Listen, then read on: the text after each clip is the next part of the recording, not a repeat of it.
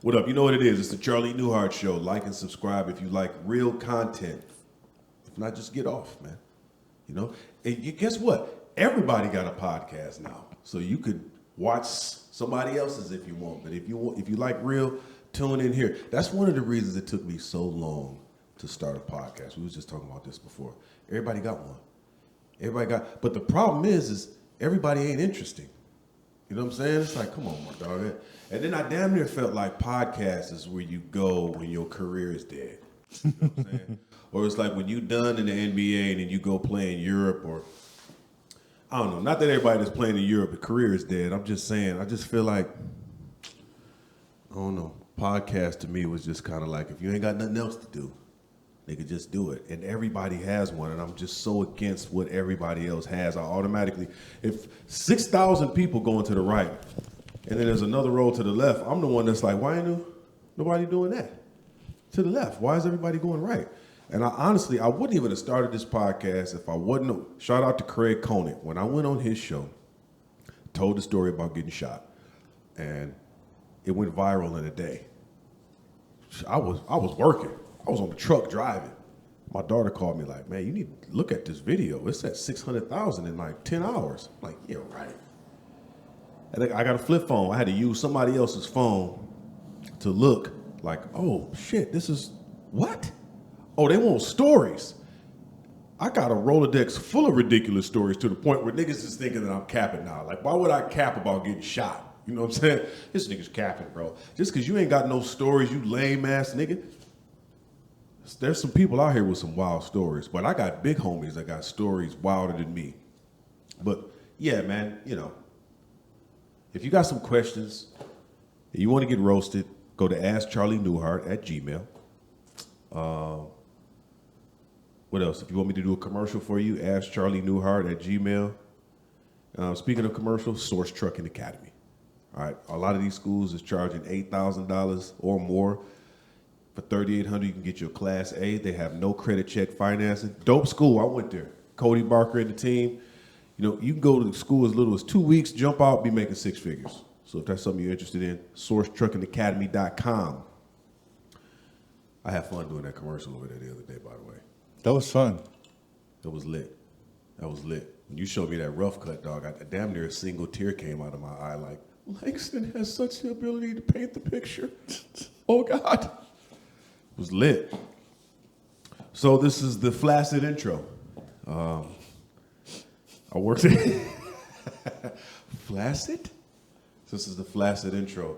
We'll talk about the time I worked at this dealership in Walled Lake and in Michigan. And I got into it with the staff, and I found out a creative way to make money while I was there, and I got fired for it.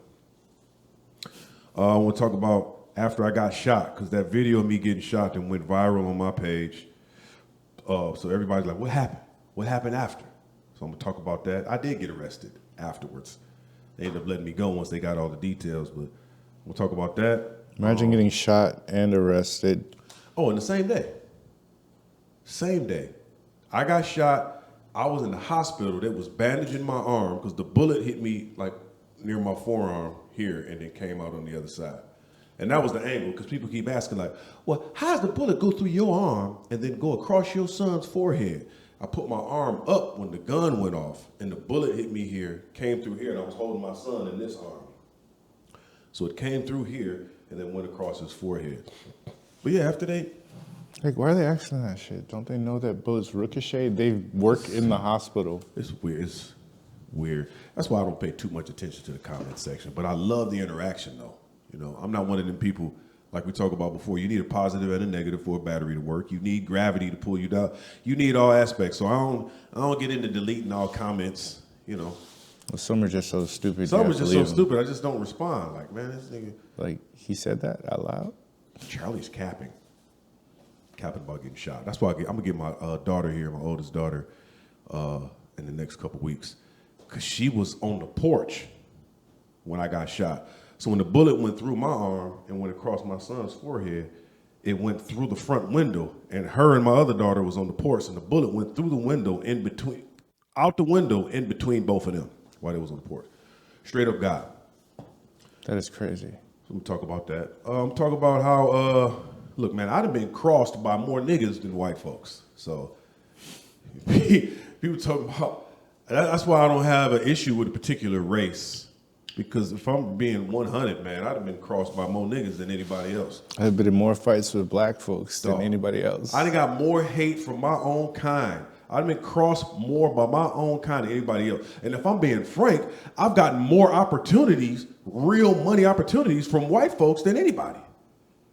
You know what I'm saying? Shout out to my boy Ken over at Result Advertising. He the one that got me the Optima tax relief plug, and that was 6 years ago. I was on the phone with him yesterday for an hour. That's my homie. You know what I'm saying? So, no, don't paint this narrative that I got an issue with white people. I have an issue with systematic BS in it. Several aspects of the game, but come on, man, you could look at me and tell, man, my great-granddad was half white. My great-granddad sat me down at 6 years old. And all my cousins, y'all can attest to this. Shauna, Deandra, Eyes, all of y'all, you know what I'm getting ready to say. Great-grandpa would sit us down, and he was like, Charlie, you know I used to work at Ford Motor Company? Yeah, I was a supervisor. They didn't know I was a nigger, Charlie. They didn't know. They used to let me date their daughters and everything. If I had a nickel for every nipple I pinched, I'd be a rich man. And he would run that story to us nonstop every single day. Because you couldn't tell. You couldn't tell if he was white or black. He could pass because he was half white. But he played the white card and excelled at Ford Motor Company. Then he ended up getting a dealership, the whole nine. So there's no way I can sit here and tell y'all, like, man, white people ain't shit, man. Look, some niggas ain't shit.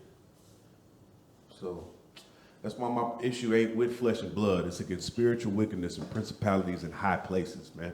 My mom taught me years ago, she said, it's ignorant people in every race. It's ignorant people in all ethnicities. She said, you can't focus on thinking that one group of people is out to get you. Everybody hates you. She said, in every race, she said, that's why your focus can't be them. Let your focus be on what you need to do. She said, I want you to be a stereotype destroying black man. But you need to understand that your enemy is not white people. Your enemy ain't this, that. You know, your enemy, sometimes your enemy is within yourself. Shout out to my mama. Giving me that good game. We're also going to talk about how we teach people how to treat us. You know what I'm saying? Somebody cross a line, and you keep letting them continue to cross that line. You got to check some. You got to check people sometimes. But ultimately, we don't understand. We don't understand. The relationship ain't real until you establish boundaries with somebody. Then you see how they really are. You establish boundaries with somebody, and then they're not cool no more. They weird acting to you. I got so many people that did that shit. I done established the boundary like, look, you're not going to talk to me like that no more. I let that shit slide long enough. Cut that out. Or you did that whole shit long enough. Cut that out. And then when you do that, and you're not cool with that person no more, the shit was plastic to begin with. I love that. Plastic. Plastic. The relationship was plastic. It was just, what friendship or real relationship is all the time, hey man, where you want to go here? Nobody afraid to really say what they really feel. Nobody's really bold enough to say how they really feel. They're too afraid. I don't want that, man. I don't want no contentious relationships, but at the same time, dog, like, you should be able to tell me how you feel or if I hurt your feelings, and we should still be cool after that. You should be able to establish a boundary with me, and I respect it, and we still cool. If you establish a boundary with somebody that falls apart, it was weak. What else are we going to talk about? Jobs that I've had. I read meters for Detroit Edison. Have you sold Craftmatic adjustable beds to old ladies? God. No, sir. You did that? Have you explained to them the vibrating bed feature? Oh, my God. So you mean to tell me I can just lean my cooter on the edge of that bed and get one off? You sold those Craftmatic beds, bro? Door to door? They was inviting you inside for some action? No, God, no. God, no. You really did that? God, no. It was just, it was there's a reason I program computers, Charlie. It was what? There's a reason I program computers now. Hey, what if one of the husbands, when you knocked on the door, was like, who's that at the door, honey? Like, it's some black guy named Langston who wants to sell a bed. Bring him in here. We'll give you 10 grand. If you hit Don't tempt me because I will. I will give you 10 grand if you hit my wife Betty on that mattress we got in there. I'm just going to be in the room to watch. I'm not going to do anything, but I'm going to be sitting in the corner with a Spider-Man outfit on. Bet. I was in the Navy. Mask? I was in the Navy. I've seen weirder. Like, And then when he's over there in the Spider-Man outfit shouting out commands to you while you're hitting his wife. And then right at the end, he tells you, all right, now, Weber. that's Shoot extra. Webb on her. It's extra if you talk. It's extra if you talk. Shoot Webb on Betty. Open your mouth, bitch. Yep. That was interesting. Meters. I sold insurance. I sold life insurance.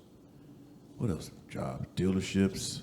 I'd have been fired from damn near every job I've ever been on. Really? Some of them I quit. Yeah. I've been walked out. I think my favorite is getting escorted out. I'm sorry. What was that? My favorite is getting escorted out of the premises. I mean, that's the only way. If you're going to go out big. And I damn near want them pushing me a little bit on the way out, like a little shove, like, hurry up, nigga. Fuck out of here. Carrying me out. Yeah, I've got fired. I mean, since it's public record, I guess I'm kind of happy that I have the really cool, like, sad military exit. So. Oh, you had a sad military exit? Oh yeah. What was that? It's like it's a whole series. I feel like I should find a producer and make that because it's so good. I need that. Yeah, it was it was a very interesting experience. Yeah, that's just some of the things we're going to talk about, too. And then we're going to talk about neurosis, okay? Because there's some weirdos out here. We're going to talk about neurosis. We're going to address the weirdo index in this world. And we're going to talk about how certain soundtracks shouldn't be played while you're at the dentist. Because if I'm at the dentist and my mouth is open and the dentist and he's working on my teeth and George Michael's playing in the background, I don't want to be involved. Why? I don't know. It's just something about, I don't want to hear father figure playing in the background while my mouth is open in front of a man. I just don't think. It's just not I will be your father figure. You ever heard the lyrics to this song? Honestly, I couldn't recall other than the hook. So, if I'm sitting there on a table, like, and forced to listen to it, I probably would feel a certain kind of way. I'm not gonna lie. What I'm saying.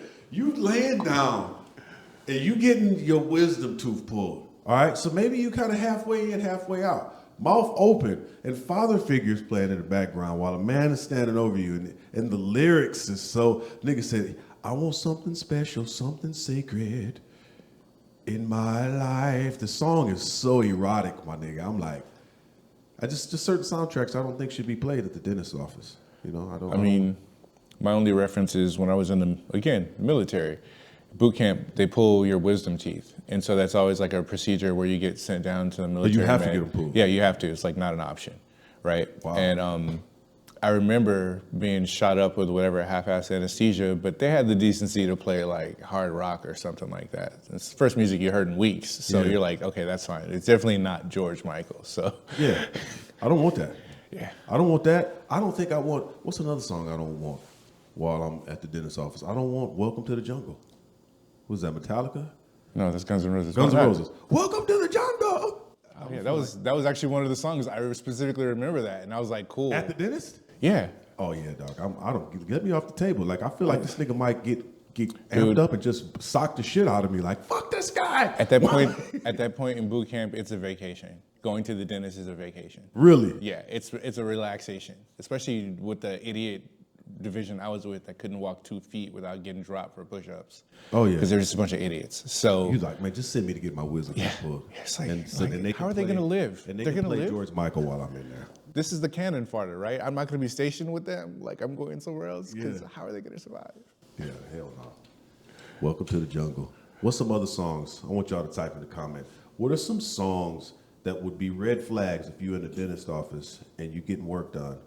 Songs that are playing over the speaker. Kissed by a Rose, that Seal song.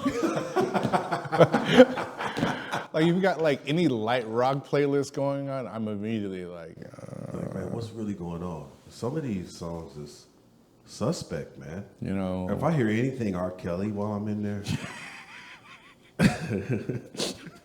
you in the dentist getting worked on, and you hear "Feeling on Your Booty" by R. Kelly. I'm gonna feel some type of way, like, man, who's in charge of this playlist in this motherfucker, man? I'm in the dentist office, nigga, with my mouth open, and I'm halfway in and out. Cause I feel like people don't want to say this shit sometimes, but it's true. Like, music will set the tone.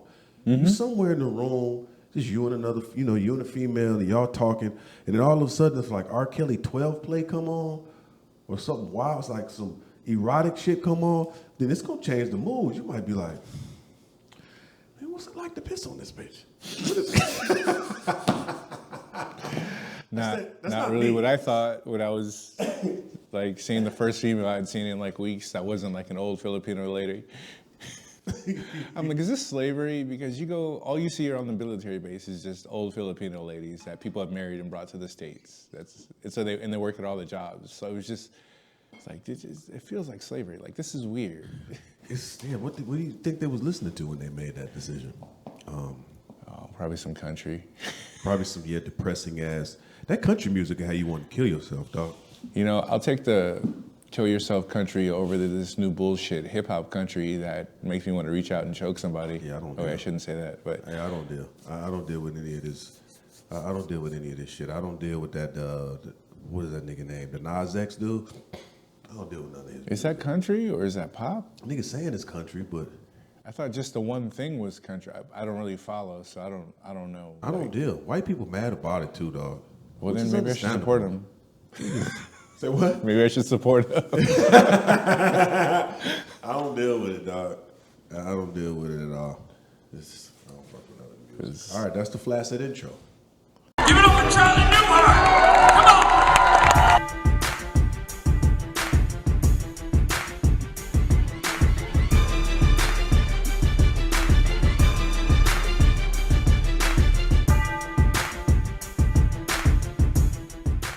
That's what I'm saying.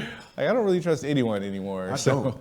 Do you know we have like, I feel like we judge people without knowing it. And nobody really wants to talk about it because we have an expectation of certain things based on movies. So if a nigga tell you, yeah, man, I did 10 years in prison, dog, you automatically assume, especially based on his demeanor, the nigga all tough acting and everything, like, yeah, nigga, I did 10 years locked up. Like, dang, my dog, You automatically assume that it was a robbery, some gang shit, and then he tells you the answer, like, yeah, my nigga, shot a nigga, man, or I robbed somebody, or, I carjacked somebody. It's something gangster, and you just like, dang, man, he paid his debt to society.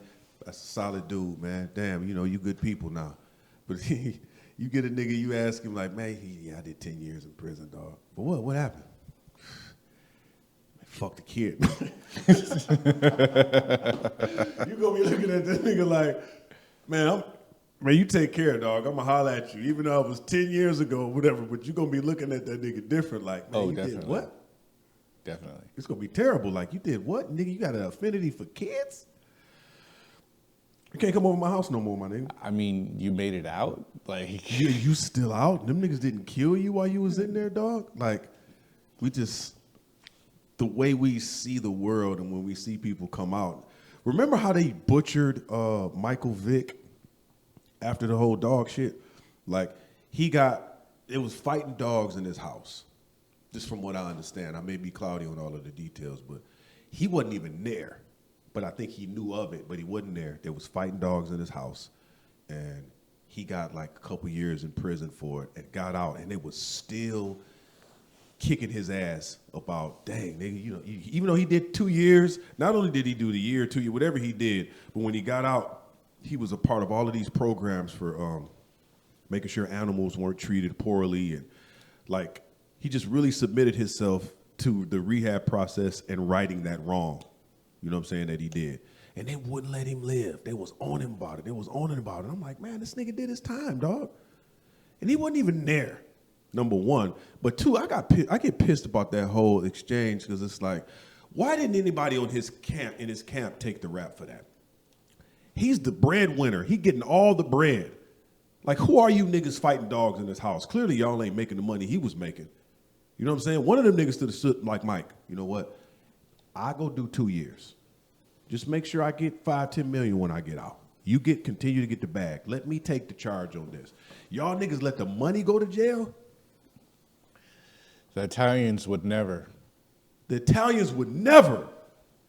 Spider would take the charge. Remember Spider that got shot in the foot? Send Spider in there, man. We already shot his ass in the foot. Let Spider do the 2 years. When he come out, we're going to give him $2 million. We're going to make sure his family is straight. Why y'all let the money go to jail? There's just no sense of loyalty with us sometimes, dog. None. It's disgusting.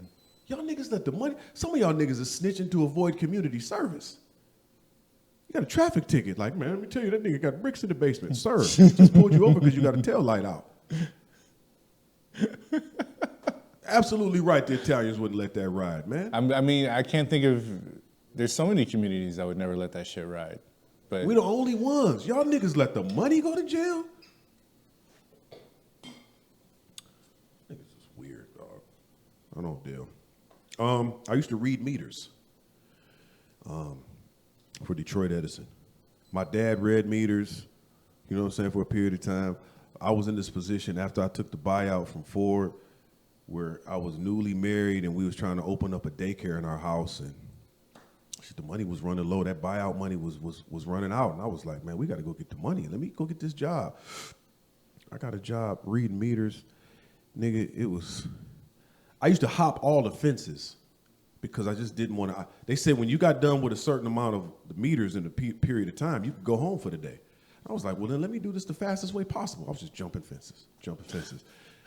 And they had we had this little like handheld. You could scan the meter and it would just tell you, but it'd have notes in it like, be careful in this backyard, there's dogs.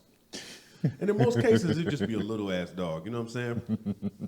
But I'm hopping fences, not paying attention one time, dog. And I hop a fence, nigga, and this big ass pit bull came from out the door, like that little door flap came out. And I remember him looking at me and his head turning like, nigga, what the fuck you doing back here, dog? like, did he really? Don't they know about me? He was so puzzled. He was like, nigga, didn't you read the notes in your hand? I fuck niggas up, man. He turned and then he must have read my mind because I had jumped the fence and I was and this motherfucker lets me get probably 15 paces in after I jumped the fence before he came out. Like, nigga, I got you. I'm about to fuck you up. You're not near the fence. You can't go nowhere. And I was like, oh, fuck. And I remember they trained us in class. They said if there was a dog running after you, full speed, you don't never square up with him. You turn to the side, right? And let him, and don't look at him. You look somewhere else, and he'll run right by you. And all I could hear was that. And I said, this is the only thing that I can do. Because if I run, he gonna tear my ass cheek off like Rusty did. You know what I'm saying? And if you don't know the Rusty story, you got to go back a couple episodes. Rusty was our dog, the dog next door that bit my ass through the chain link fence and tore my whole ass cheek off damn near.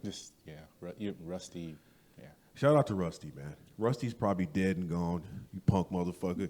But, so I'm 15 paces into this backyard, dog, about to read this meter. This dog comes out, this big-ass pit bull, and as soon as I had a split-second thought about running, he took off after me.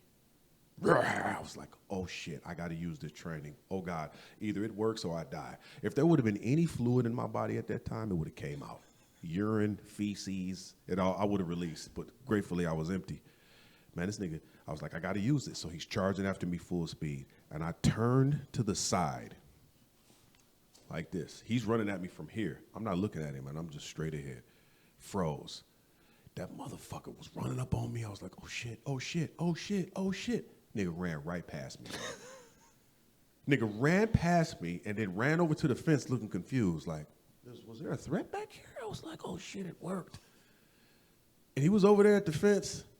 And I started like slowly but surely sidestepping, not looking at him or anything, just over. And as soon as I got close enough to the fence, I just took off and jumped. And then that motherfucker turned around and started running after me. I was like, oh my God, that shit worked. It worked. I was at the park with my kids the other day, about 6 months ago.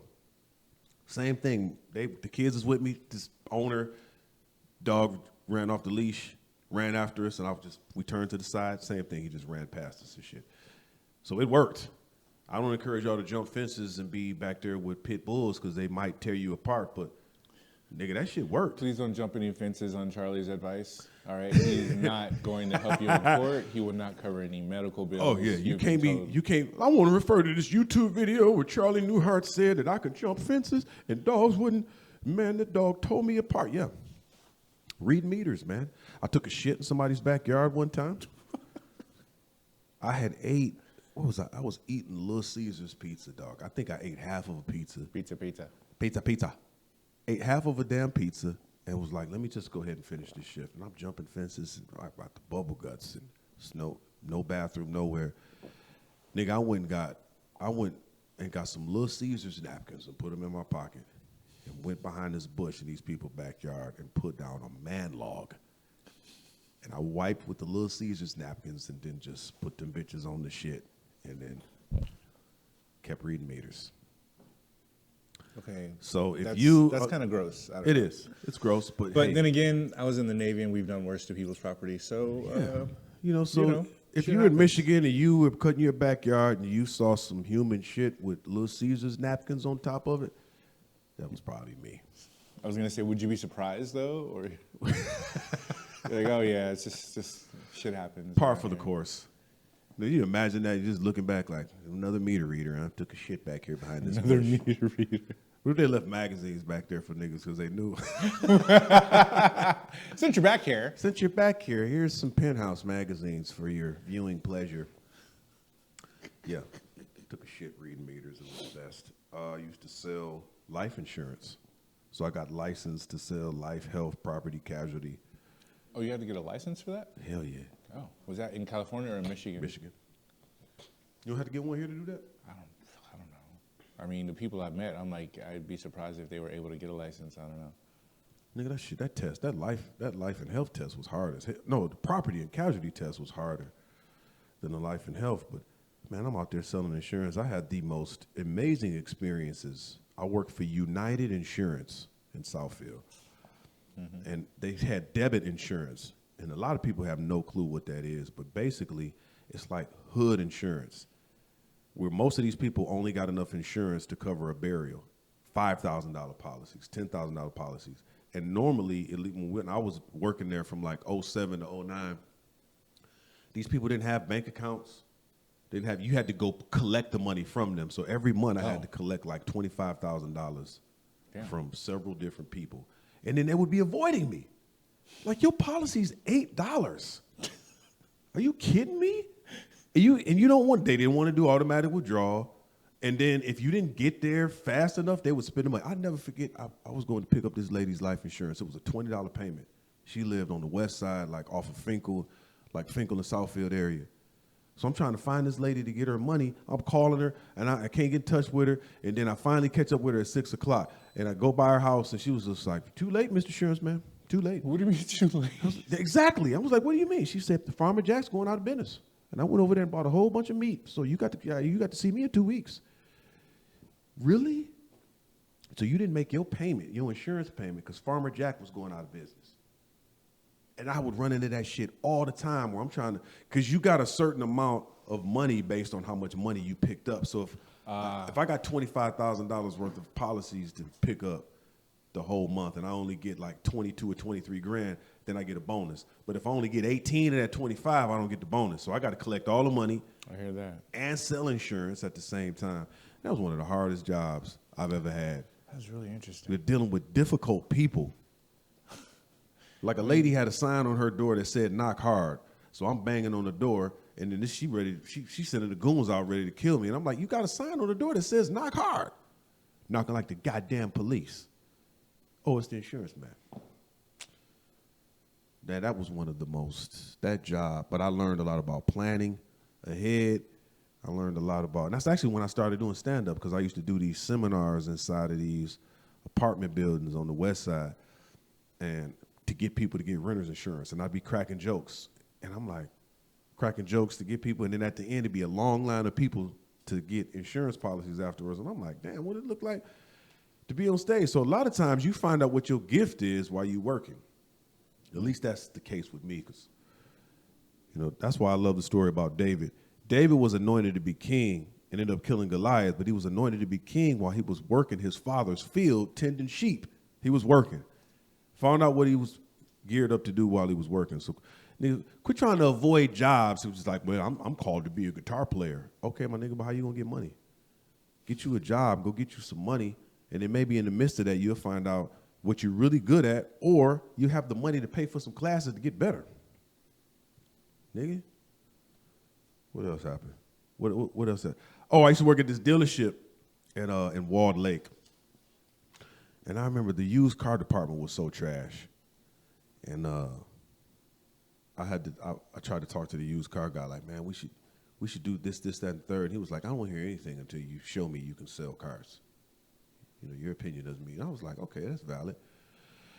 But then I got an attitude. I didn't like how he said it. I was like dickish, but I guess valid. Yeah, it was. Right? Pissed me off. So instead of me selling your cars, and you're not listening to what I'm doing, I did some arrogant shit. What I did is I bought 3 or 4 cars. Then there was an abandoned liquor store next door. So I lined up all the cars that I had behind the liquor store next door. So while I was at work selling their cars, I had the cars on. It was only Craigslist at the time. I had my cars on Craigslist. So I'm at work. I get a call like, hey, I'm calling about the such and such Explorer. Yeah, come on. I give them the address to the liquor store. They would pull up, call me. Nigga, I would walk out the dealership and walk next door behind the liquor store, sell the car, and come back. And nigga, I was doing that shit for months, killing them. Because sometimes it's about the location of where you selling the cars. It was Walled Lake. You know what I'm saying? It was a fairly nice neighborhood. And I'm selling these shooters, Explorers for $1,500. You know what I'm saying? Right. Dog, I was killing them. Somebody told on me and shit. One of the other salesmen, like, Charlie's walking out and selling cars. He's got cars behind the liquor store. Fucking hooker. And he was right. And then when they pulled me into the office, I was like, I tried to tell you. Dog, I done sold 15 cars this month at the liquor store next door. Y'all could be getting this money. You're fired. Man, well, fuck you then. And I'm gonna need to buy those before on my way out. Just Yeah. Matter of fact, I've been getting more money selling these cars next door that I've been getting from y'all, so you actually doing me a favor, and they did. Man, I made like 50 bands in 3 months selling cars off Craigslist, dog. That just, actually, it was me and my dad. We both was like flipping them, but I would buy a car in the morning, then it needed like some shit, like some tires, maybe even a windshield. Man, I'd fix all that shit in the afternoon and sell it in the evening. Flipping them. I had a Pontiac Transport minivan with a little tow dolly connected to the end of it. And my kids was like 2 and 1 years old. And we wasn't paying for daycare at that time. They was with me all day. So I'd load them up in the van, go drive to Monroe or something, pick up a car, fix it, sell it in the evening, all from the house. 3-4 months. Income tax season, of course. Hustling. But yeah, he fired me. Whole ass niggas told on me, man. It wasn't no black people either. It was, I don't know what they was. They was some hating ass people. But I think I've learned so much at jobs throughout the course of my life. Reading meters, I learned that dog shit, standing to the side. I learned that Little Caesar's napkins kind of chafe you up a little bit when you wipe. not really the ply you want for that sort of thing. Yeah. You know? Life insurance, I learned how to plan at this life insurance job. I just kind of learned, I really like worked my stand-up gift doing these seminars. What else? I think that's the first time that I saw roaches inside of a TV before. Wait, what? Yeah. There are roaches inside of a TV. Like this lady had a flat screen. How is... Exactly. But I'm at this lady's house collecting insurance, and on the TV screen, you could see, like on inside of the TV, the roaches was running across the screen. And I immediately, and then she had some on the counter. I remember seeing some on the counter, and she tried to wave them shits off real quick, like I didn't see them, and I was just immediately stood up and like grabbed all my shit, like, oh no, I don't want this shit to get in my bag, or like I walked out the house and I was checking the creases in my pants. And like shit, these man. roaches are comfortable. Like Yeah, they're not even scared. Like that's a bold ass roach. You got roaches running across the TV screen. They coming out in broad daylight across the counter, like, oh, you got company. What's happening? And she just flicked one off. I was like, oh shit, they in the TV screen and on the counter, nigga. So then when I walked out the house, I was in the driveway doing jumping jacks, like, oh shit.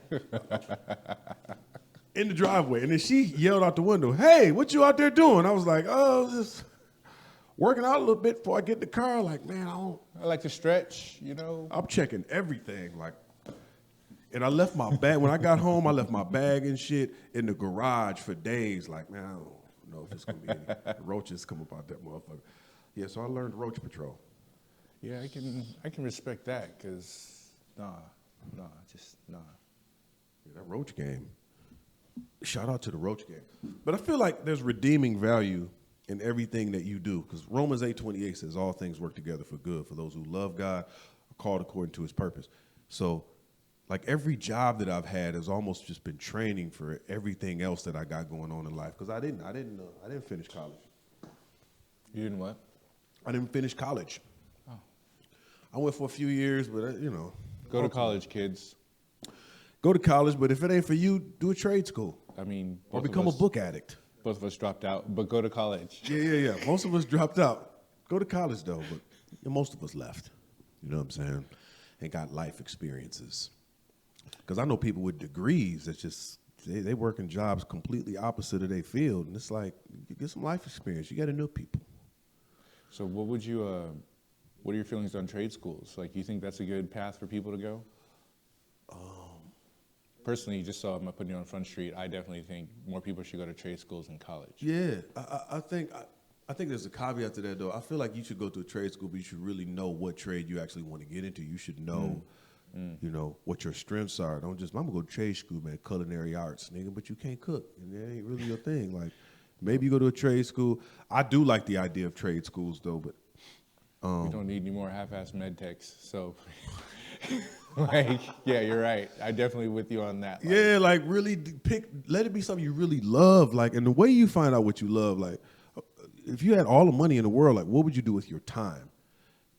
And then some of those answers beyond vacationing and getting pussy and all that other shit you may think about. But other than that, when you got all the money in the world, what would you do with your time? That's an indication of what your gift is. And then pick a trade conducive to that. But don't just be like, man, I'm going to be, a medical assistant, man. You know what I'm saying? Because the nurses got ass. So I just want to be like, come on, dog. They do, though. Some of them do. You could tell in that outfit. I'm like, ooh, she got a monster on her. Look at her. She's hot. What else? I wanted to talk about some of these crazy experiences, dog. I went to a graduation party years ago. Actually, I went to a graduation. And the young lady that we went to see graduate, I went to this girl I was talking to at the time. Her cousin was graduating from this high school, and it's valedictorian, and what's the other one? Salutatorian. So what's the difference? Valedictorian is the one that came in first. Salutatorian second. I believe so. I think she was salutatorian. But anyway, she was accepting an award at this school. And her father was in the audience. He had just got out of prison, right? But he had not been in her life the majority of the time. Mm-hmm. So when she hit the podium, she thanked everybody but him. She didn't even acknowledge this nigga. He was pissed. You know what I'm saying? He was mad after the graduation. I heard him talking shit, and he's, blah, blah, blah. I'm gonna get drunk, man. Fuck this shit. And I was like, okay, well, he's upset. So then we go to the graduation party. The nigga's still mad. Now he drinking, and now he's angry at the people there that she thanked. Right. You know what I'm saying? Yeah. He's mad at uncles, auntie, mad at everybody else, and he's saying little shit to everybody. And then I can see the writing on the wall. Like, I've seen drama play out, and I'm like, do I want to stay here for this or no? At this time, I think I was at my drama max. You know what I'm saying? So I was just like, I turned to the girl like, let's just go. You know what I'm saying? Let's just leave. I don't want this. We left. I swear it was like the nick of time. Because apparently, now after we get home, we get settled, and a couple hours later, they call her and say, man, it's a good thing y'all left. This is what happened. So apparently, the father that was upset, he started a fight with one of the family members, a dude there that helped her out. Started a fight with this nigga, right? They getting fight. Nigga ended up getting dog walked. Her dad? Yeah, her dad. Her dad got his ass beat. He's mad that he didn't get thanked. He starts lashing out at everyone at the graduation party. Lashed out at the wrong person, gets his ass whooped. Like, bad. Like, you talk shit to all these people, but... He talking shit, man, it's my daughter, man. Fuck you, nigga. Started a fight, so he gets dog walked. He gets dog walked so bad, and right afterwards, he turns to his mom, elderly woman at the party. Mama! Face full of blood. Take me to get the gun. And she hops in the van, takes this nigga to the house to get the pistol. Right? Shout out to that mama, first of all. No, not shout out to her. Your son just got dog. That's what I'm saying. That's what I'm saying sarcastically. Take his ass home. Like, take that nigga home and calm him down. You take him to get the strap. So she took this nigga to the house to get the pistol. What the fuck? He gets the pistol, gets in the back seat of the van, and they on the way back to the party. Face all bloody. He behind his mama. I can't believe that whole ass nigga, man. And he, motherfucker, and in the middle of all of that, bam! Shoots his mama in the ass. Because he's behind her. Right. He got the pistol, shoots her in the right ass cheek. So instead of them going to the party, now they have to make a detour to go to the hospital so they can get the bullet out of her ass cheek, dog. Like, you talking about divine intervention, man. Nigga shoots his mama in the ass. And you know what? I was kind of torn when I was at the crib. And I got this whole story later. Like, I should have fucking stayed. You know what I'm saying? Oh. I love live drama. To see him get dog walked and then to know that he shot his own mama in the ass. How did they find out he shot his mom in the ass? They had to go to the hospital. She had to lie about it and, you know, blah, blah, blah. And I'm just like, sometimes live drama, it would have been worth it to stay. Is my thing. I left at the right time, but I knew it like, fuck, man, this nigga shot his mama in the ass, man. That is like... That's sweet. I need to make this. Like, not only do the nigga get dog walked, like, you can't even tell nobody the story. You get dog walked at your daughter's graduation. On the day of my daughter's wedding. And then after you get dog walked, you shoot your mama in the ass. Wait, can we talk more about this mother, though? Like, who is this prod who sees her son get dog walked is like, you know what? I don't think he's had enough. Let me go help him continue this streak of L's. He's already been to jail, which is the whole point, because he couldn't do this shit right the first time. So, re-enter society, another L, let me just go make it a trifecta. Like, I mean, is that believing in your kid or just... Like, what kind of conversation are you having with your son? Is you taking him to get the pistol? Like, gosh, I seen that, Junior. I mean, the way he stomped the shit out of you out there in that parking lot, you got to handle that. You got to handle your business. I've literally already had this conversation with my kids. What do you mean? Like, if I ever find out that you help jump somebody or you're shooting at somebody and you don't use your hands, then I'm not helping you. Like, that's on you. I have no... Like, you're done. Like, if you're not literally like trying to defend, you're fighting for your life, right? And you're on some hoe shit out here, just like jumping people. Whatever the fuck happens to you happens to you. Like, don't be like, oh, daddy, no. Like, no, you square up, man. You take that ass whooping, and it's like the story I told last week. Richard Covert dog walked me, dog. He pulled my hat over my face and filled me up with rights and lefts, dog. Hey. 5th grade. Aldo, whatever the fuck his name was, dog walked me twice. So I went back and got dog walked. So it happens. It happens. You take an ass whooping, man. Sometimes it happens. What did my man say on Friday? You live to fight another day, Craig.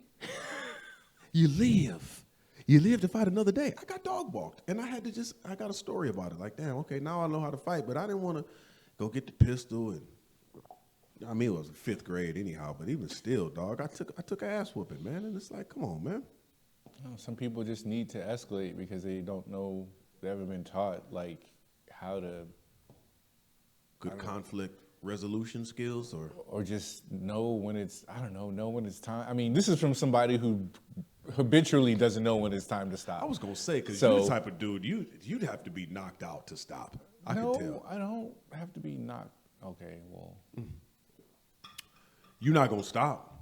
You're going to keep going. But you're not going to go to the extent of this dude. Take me to go get the gun, mama.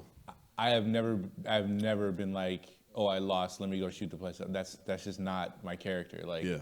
Because really what that is embarrassment. Yeah. You want to go back, and then you add further embarrassment to, man, what happened to your mama, man? I'm just thinking about his explanation, like, man, I got stomped out in the parking lot, man. But first off, my daughter didn't give me the proper thanks that I thought I deserved. Started a fight with cousin Tony. He dog walked me in the parking lot, and then I went and got the gun and shot my mama in the ass, man. It ain't been a good day. Who keeps driving? Does mom keep driving? Do they got to switch? What was they listening to on the way to get the gun? Jeezy. I put on for my city.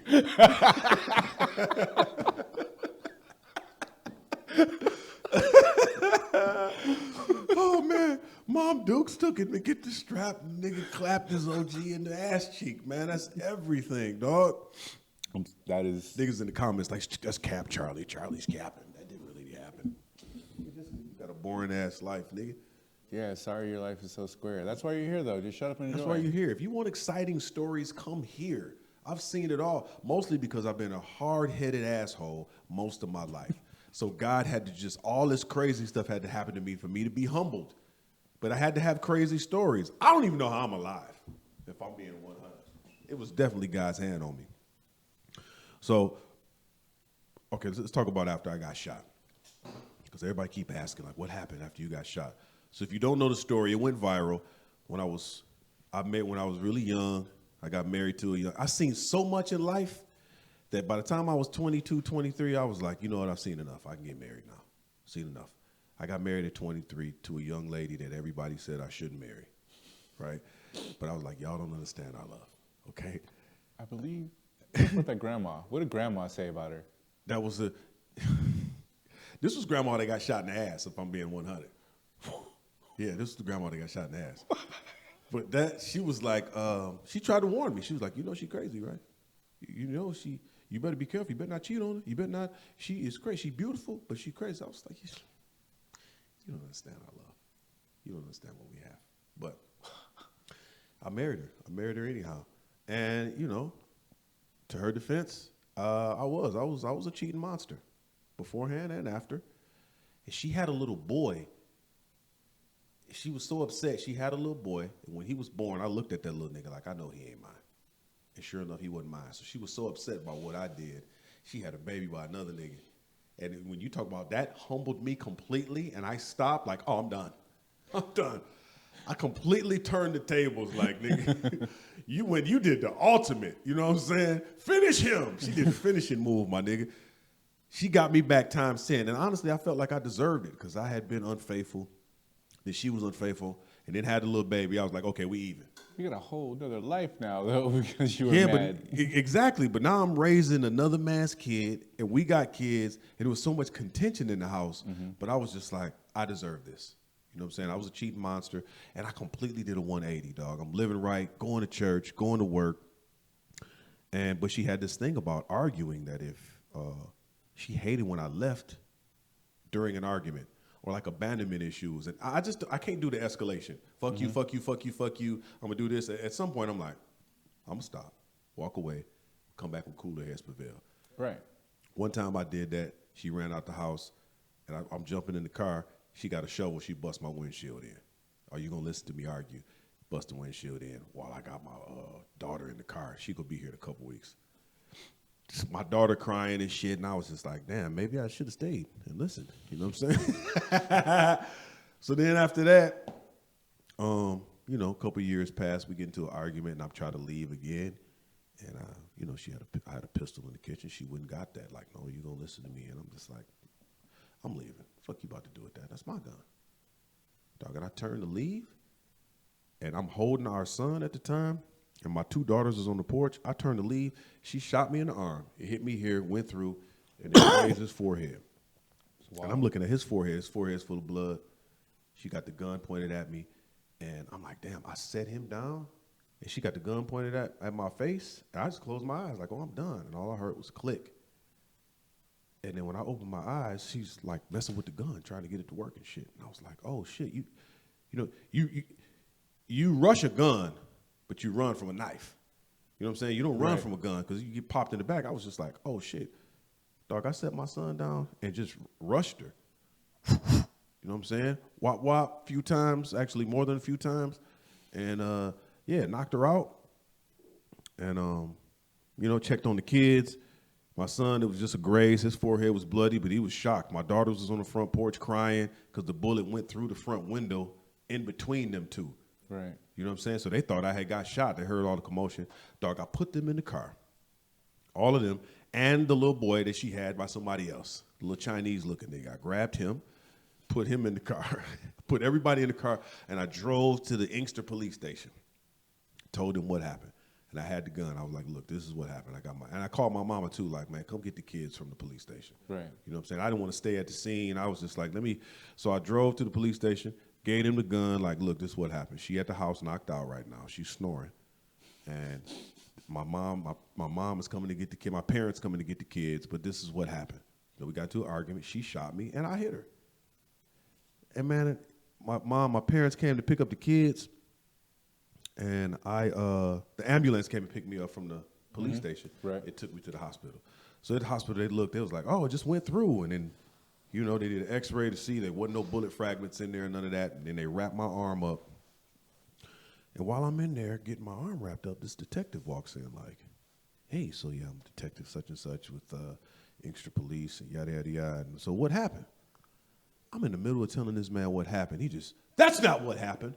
What happened is you were hitting her and she tried to defend herself and she shot you. I'm like, bro, that ain't what happened. Why would I drive you drove to the police station as a cover? That's what you do. Arrest him. Dog, right after they bandaged me, man, they put me in handcuffs. They put me in handcuffs. They put me in the car, and I'm in the backseat. I'm so pissed. Like, I can't believe it. And I'm actually just talking to God, like, God, I just need your help. For real. You already, same day, earlier today, you already stopped a bullet from coming out of a gun. But now I'm here in this backseat of this police car. Man, I didn't hit this woman beforehand. I hit her after, and maybe I was a bit excessive. Maybe I hit her 20 You were more defending yourself. You needed to make sure the threat was neutralized. I needed to make sure the threat was your neutralized. kids could safely escape. Period. Facts. I need to make sure that. But this detective thought something, and I was wondering, like, well, did they get to the scene and she lied to them? Probably. Like, what really happened?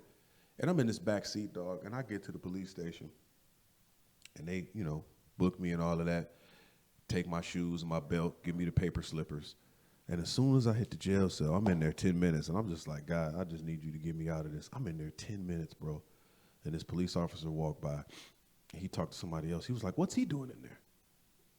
And they was trying to explain, well, he hit his wife. He was like, I was at the scene. That's not what happened. I got there. He was like, get him out of here. Nigga ain't let me go. 10 minutes. They opened up the cell. I called my parents to come get me. You know, and the rest is history, man. She did. I got custody of my son. She did her time. She served her time. You know what I'm saying? She got out, which is why now everybody keeps saying, what's her name? Man, I hope she this. I hope she died. No, I don't. She's still my son's mom.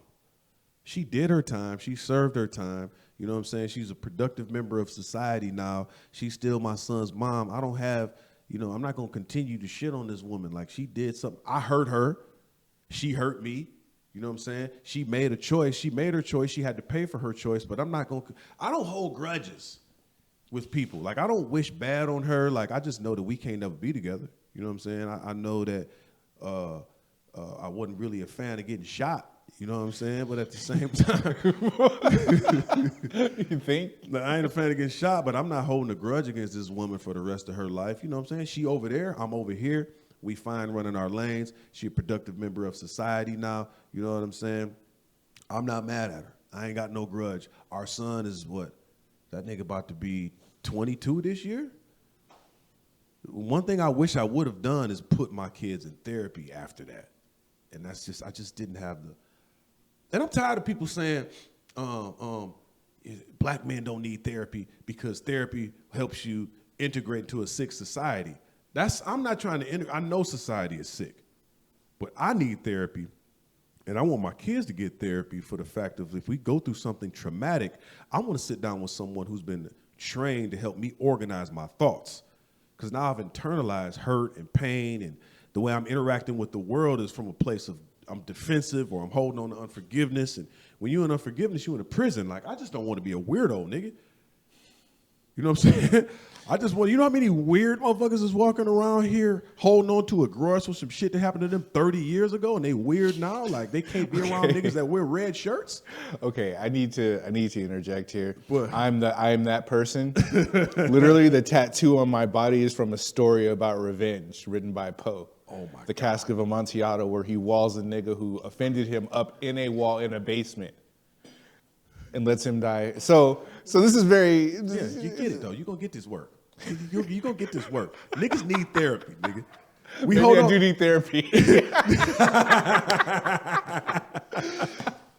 We need it, nigga.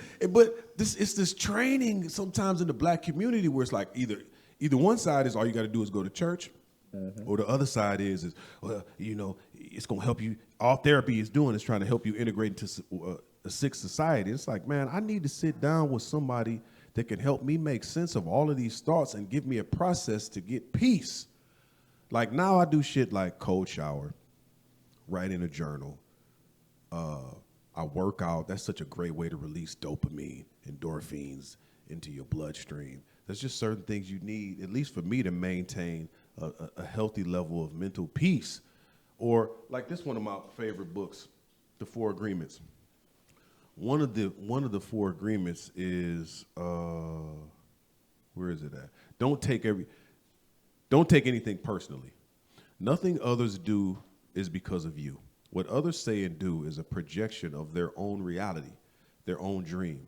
When you are immune to the opinions and actions of others, you won't be the victim of needless suffering. This book is fire, by Don Miguel Ruiz. 4 Agreements, man. You need to get this book and check it out. Don't take anything personal. Well, the shit that people got going on with them, sometimes we're just a byproduct because we treat people the way we treat ourselves. But if we walking around thinking that everybody's out to get me or they gonna do this to me, it's like trauma will do that to you. I wish I would have got therapy after I got shot. I finally got therapy a few years ago, and it was one of the best decisions I ever made. 3 John 2 says, we prosper and be in health even as our soul prospers. Our soul is a combination of our mind, will, imagination, emotions, and intellect. All of those 5. That comprises your soul. So if your soul is not whole, sometimes we end up attracting bullshit into our life and not what we really need. If our mind is on bullshit, will, that mean, you know, we just kind of want to do our own thing. Our imaginations is on bullshit, emotions, intellect, all of those have to be whole in order for us to completely accomplish destiny. And honestly, that's what I'm here for y'all. I'm doing these podcasts. I ain't doing them for likes, subscribers, and views and none of that. What I want is everybody who's tuning in to eventually have a whole soul so you can accomplish the destiny that God has for you. I get excited when I hear about, man, Charlie, I applied this and I did this and now I'm doing this. Or I was, struggling with my baby mama and, I didn't have custody of my kids and I just prayed, talked to God and I hired a lawyer and, now we got split custody. Or I want people you would start in one state. By the time you hang around me for a period of time, afterward, I want you to be in another state, in a better one. That's what I'm here for. I'm here to give. You know what I'm saying? I ain't here to, because I've been through it all. I done seen it all. And I'm telling you from personal experience, man. I ain't just telling you to be an influencer to get your likes. I need you to accomplish. We got work to do, man. You know what I'm saying? We got neighborhoods to rebuild. We got some of these punk ass gatekeepers that got to get off the podium and be replaced with real niggas, man. So, you know what? I got to say this, man. Rest in peace to Takeoff, man, the rapper from the Migos. Because I know what that world is like, that shooting dice world. You know what I'm saying? He apparently, he died tragically after some dice game in Houston or something. I know that world. Because I used to get suspended from school so much for shooting dice, dog. I could not stop. Me and my cousin Gerard, rest in peace, Gerard, man, a.k.a. Landon Campbell, man. That was, me and this nigga was like best friends in high school.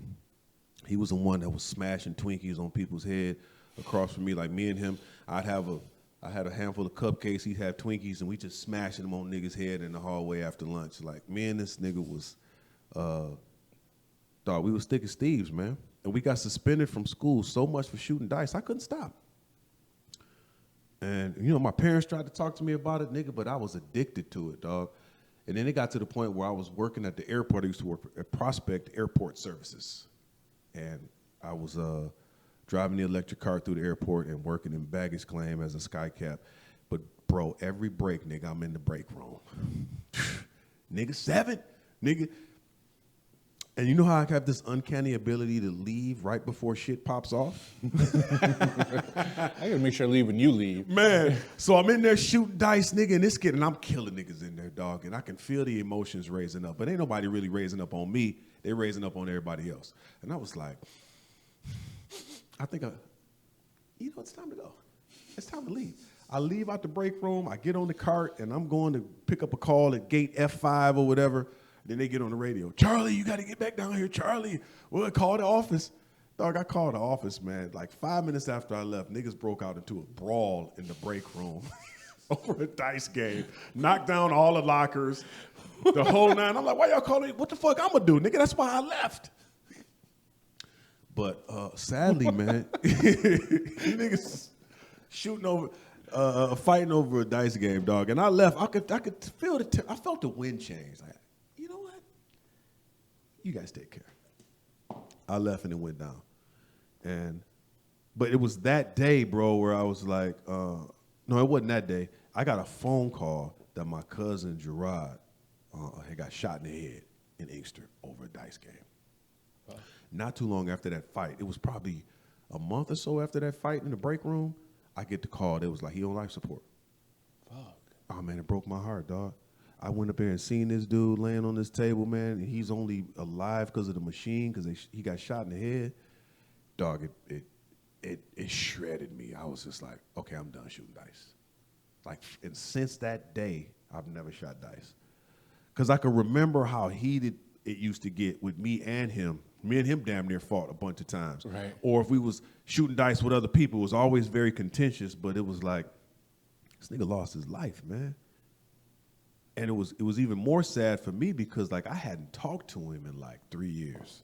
Wow, right. So I'm like, dang, man, this nigga died. He's shooting dice. I ain't talked to him in 3 years. And I don't even remember why we stopped talking. You know what I'm saying? But it was just one of them life-changing moments. Like, okay, I'm stopping this now. Never again will I shoot dice. And then when I saw Takeoff, he passed away. And it's sad. And I can only imagine how Quavo and Offset feel because they all family. When you lose a family member to something like that, man, it's sad. So just rest in peace. I'm praying for the family. But I stopped, man, and I'll never shoot dice again. I have an addictive personality to a certain degree.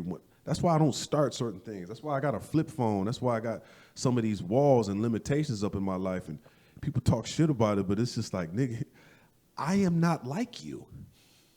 I can't handle certain shit. I will be completely out of my mind. Like, you seen Charlie? That nigga's gone. Completely gone. That nigga is. I saw him walking up the interstate with a pistol out. Like, I don't have them all, dog. I'm not all the way there, so it's just I have to just kind of limit myself. No, that's smart. You know that you need guardrails, and you make sure they're well maintained. Yeah, I'm a little off. That's more sane than most people. Yeah, it just took a lot of years of me bumping my head, man. Over and over again, like, dang, man, how many times? What's the definition of insanity? Like, continuing to do the same thing over and over again to get the same results? I had to get my head bust a couple times in order to kind of get my head together. But I want to take a quick break here because I have to urinate. And I got a fart brewing that I don't want to release in here because this area is not well ventilated. I thank you for that. I thank you for that. I'm going to go release. I'm going to go urinate and fart, and then we're going to return. Give it up for Charlie Newhart. Come on. Tanya's my girl now. I feel you. Did you ever date Tanya?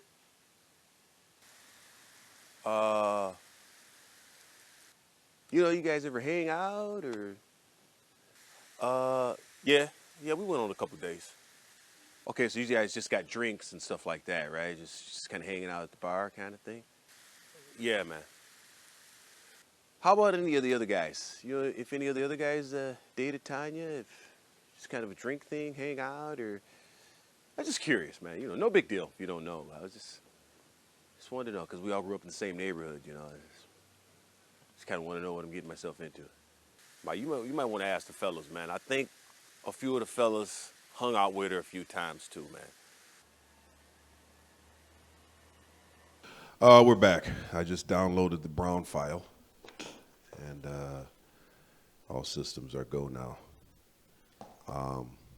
Man, I've been watching the Wonder Years with my kids lately. Not this new shit, but like the old one from the '90s, dog. You ever watched the Wonder Years? Not really. Dog. Wonder Years is one of the top-rated, best TV shows, dog. And I love watching it with my kids now because it's like it ain't a whole lot of agenda in it and weird shit where they trying to talk about it's okay to be trans in 3rd grade type shit. Like, it was old, 91, 92. Great series. Been watching it on Hulu. And that's just like, if you want to sit down with your kids and just kind of watch something that ain't all riddled with weirdness. I love the fact it's just a great show and it always got a message at the end. You know what I'm saying? And it's just, I don't know, just a dope-ass show. I love watching it with the kids because there's some stuff I just can't let them sit down and watch. I was watching some stuff with my daughter the other day like, man, what the fuck is this, man? You're 11. And it was geared towards her age group, but it was just some shit on there that I don't even want to say. So Wonder Years was fire. What else I want to talk about? We teach people how to treat us. Would you agree to that? Mm-hmm. We teach people. And I was talking earlier about how I've been wronged more by blacks than white folks. And I've got more opportunities from white people than anybody else. Which is why I'm not mad at nobody in particular, but because I feel like your destiny opportunity may come in the hands of someone that ain't your color. You mean tell me you're going to turn it down because that person's not black or that person's not white, depending on what your ethnicity is? Like, you missing out on an opportunity because it's like, man, shit, I only want to work with black folks. Like, you fucking kidding me, nigga? I had a white man look at me when I sold him a car in Santa Monica, old Jewish dude, and he's like, what do you do? I said, I'm an actor. He made a phone call and got me an audition for Star Trek that day. Now, if I would have been on some white people can't do nothing for me, like, man, are you joking? God can use anybody. He made a donkey speak in the Bible. So why would I be thinking that my opportunity can only come? I only want to work with certain people. Look, like I want to work with the best, no matter what color you are. And I'm not, and I feel like God can speak through and use anybody. So I'm not one of them people that it's just got to happen one way. And look, I provide opportunities for people because I'm the bridge. I told you I want y'all to accomplish destiny. But what I'm doing now is like, if I get an opportunity, I want everybody to eat. Like KJ was here a couple weeks ago or last week, and he was just talking about that, dog, when you get a bag, you put everybody on. And it's true. I want everybody to eat. I want everybody to get on. And I've been doing this with other people. I've been doing this with people, but sometimes they don't return the favor. Like I gave this nigga opportunity on my show. And then he was like, yeah, well, I'm going to put you on my show at the Improv. I was like, cool. You know, and I was looking out for this nigga, man. Like I was giving him some money, making sure he was 100, giving him shows, just supporting dude. I'm going to put you on my show at the Improv, dog. I said, all right, cool. I'm giving you, I gave you 20 minutes on my show. I want 20 minutes on yours. You know what I'm saying? I made sure you got 150. Make sure, you know what I'm saying? 20 minutes, right. 150. Yeah, I got you. Okay, cool. I'm there. Nigga, I get there, dog. And this nigga walks up on me when I walk in, like, sorry, Charlie, we had to make some changes, man. It's not going to be 20 minutes. It's going to be 10. Okay, it was just, like, I'm not a fan of leaving out the house for $150 anyhow. I need way more than that. But am I still going to get the 150? Oh, man, I don't know. And I'm like, and I told the nigga about himself while we was there, like, dog, this is some bullshit, dog. Nigga, I'm away from my kids, man.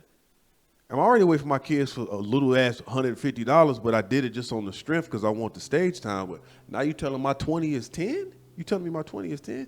Yeah, but it's cool. I was like, look, it ain't cool. I don't like it. I'm telling you I don't like it, but I'm still going to do it just out of strength. Just don't do no shit like this again. Nigga, when I'm about to hit the stage, they come to me again like, actually, it ain't 10. We're going to give you like 3 to 4 minutes, and you're going to do a soft opening. You're going to open up. Nigga, what? It then went from 20 to 10 to 4 minutes. You a hoe ass nigga. And I was like, okay, see, that's fucked up. That's, you don't respect me. You don't respect me, and you're not reciprocating what I've been giving. Because that's the 3 R's. And that's how I look at our relationships. And I don't even get mad, because if I don't see respect, reliability, or reciprocation, and I may be able to miss one of them and still be cool with you, but if I don't feel all 3, I can't talk to you no more. You're not respecting me. You know what I'm saying? Because now, if you told me in the beginning, Charlie, you're going to open up. You're going to do 5 minutes in the beginning, and it's going to be, $50 or something. Then let me choose. Okay. But don't tell me it's 20 and 1, it's 20, then 10, then 5. Like, nigga, that's no respect, because I wouldn't let that shit happen to you. They tried to do that to one of my homeboys at the Laugh Factory, Long Beach. I got a nigga coming from Texas to do this show. And they called me the day of, like, yeah, you're one guy, your first guy, your feature, we're bumping him and we're putting him. How you going to bump? This is my show. What you mean you going to bump him? Yeah, we're bumping him and we're going to replace him with this guy. And I fought for it. I said, no, absolutely not. If anything, I'll add your dude to the show with a certain amount of time. But I'm not moving my guy. Like, I fought for him. Right. You know what I'm saying? But the way I tell how me and you, if we cool or not, like, will you fight for me in the room if I'm not there? Even if somebody else was running the show, if you got an agreement with me to do 20 minutes, how the fuck does it turn into 5? I was just like, okay, this is not respect, reliability, or reciprocation. I got to end this relationship. And I think sometimes we don't do that shit with people because we don't know how to make tough love decisions.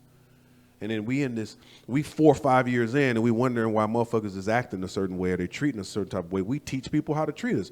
Now, for me, when that shit happened, I checked that motherfucker right there on the spot. Let's not let it happen again. And then when I saw things similar to it, even after I had a conversation that I didn't appreciate it, okay, now I got to back out. I got to make the tough love decision to back away from this situation because it's unhealthy. This motherfucker don't respect me. There's no reliability. You're not reciprocating what I'm giving. Why would I spend years in this thinking that you're going to change? You showed me who you are. Yeah. Once somebody show you who they are, believe them. And now I know, like when Granny was like, she crazy. I'm trying to tell you, like, oh yeah, she was right. So now I'm listening. And I don't really even get close to people no more unless I run them through like observation, revelation, recommendation. Let me observe you for a period of time. Recommendation, let me talk to niggas around you. Like, what's going on with my man? Is that nigga crazy? Or what's going on with her? Is it, I'm talking to people that know you. And then revelation, I'm going to pray about it. Let me pray, see if I should be cool with this motherfucker or not. Like, just because I attract people, I don't let them in my inner circle. But stop thinking that people have to be of your same color to give you opportunity. You know, that dude, Star Trek opportunity, Craig Conant, he put me on his show and it blew up. My boy Josh B, he is a showrunner for, I'll just say he's a showrunner for a Dick Wolf TV show. This is my man, homeboy, white dude, super cool. I can call him and get advice tomorrow. He's been helping me navigate through this industry for the last 5 years. He got me a pitch. He got me a pitch opportunity over at Critical Content. And Critical Content puts shows on CBS, Netflix, Hulu, all of that. It's almost like a production hub to put shows on all these networks. He got me a pitch meeting with me and my team to pitch a TV show. And then afterwards, he told me what I needed to work on. Okay, you need a season Bible. And your season Bible needs to look like a magazine because you're sitting down with most of these executives, they're lazy. They're not about to read your 20, 40 page or 110-page script. They're not. He said you need to give them a magazine, 7 or 8 pages, that just kind of talks about the show.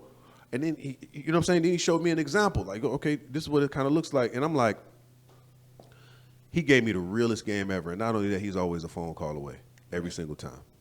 And that's the type of shit. But if I was color struck, like, oh, man, they got to be my color.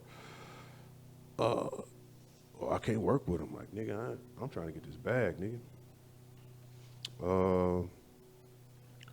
What else? Record execs don't seem to give a shit about color when they're stacking money. Hell yeah. They're like, listen, let's get they're looking at that dude like, this guy's going to pay my grandson's college tuition. Yeah.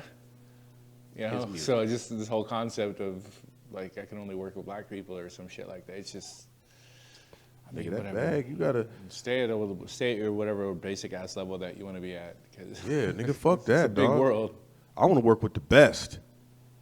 You know what I'm saying? And whatever color that person happens to be, I mean, they got to be the best and they got to not be a weirdo. at the same Right, time. right. You know what I'm saying? This nigga's a pervert. Like, if this nigga is listening to father figure all the time, if it's only George Michael on his playlist, I'm gonna be concerned. Like, nigga, what was I going to talk about too? This is just a jab at Langston and everybody at LA. I just want to talk about how the 2004 Pistons beat the Shaq and Kobe Lakers and won the championship. And Meanwhile, in LA, we're like, oh, I mean, I guess that's good for you guys. You know, congratulations, City of Champions. Over we here. needed it. We needed it. City of Champions. I mean, sometimes you gotta hand out charity. You know what I'm saying? We destroyed the Shaq and Kobe Lakers, and we're talking about Chauncey Billups, Rip Hamilton, Tayshaun Prince, Rasheed Wallace. I just want to make sure that Langston understands that we put that work in. I grew up on the Showtime Lakers. There's nothing shit anybody can say. Showtime Lakers was the shit. But also, too, I grew up with the 89 Bad Boys, and we yeah. put it on the Lakers. They did, yeah. There was. And not only that, nigga, I remember the Pistons. We was throwing hands. We were memorable. And we're talking about, like, get it done. Like, a team didn't have a bunch of all-stars. Maybe Isaiah Thomas, but these was all, like, gritty, like, I'm a fire on you kind of niggas. You know what I'm saying? And that's why. Y'all niggas had a hockey team. Yeah.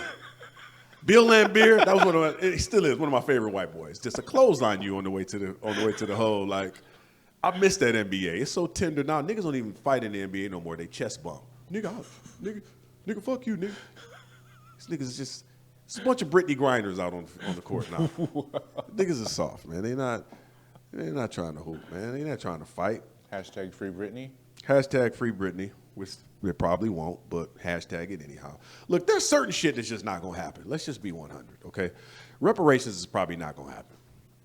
As much as we talk shit, as much as we rally, it probably won't happen. I like to talk shit about it because it is an injustice, but the way I behave, I don't behave that it's going to happen. This is how I behave, all right? I'm concerned about my family. I may not be able to change the whole world, but I got 5 children. And with my 5 kids, I can create the type of people that I want to see in the world that I would like to be cool with. So I sow into my kids because I'm just like, look, this reparation shit might not happen. You know what I'm saying?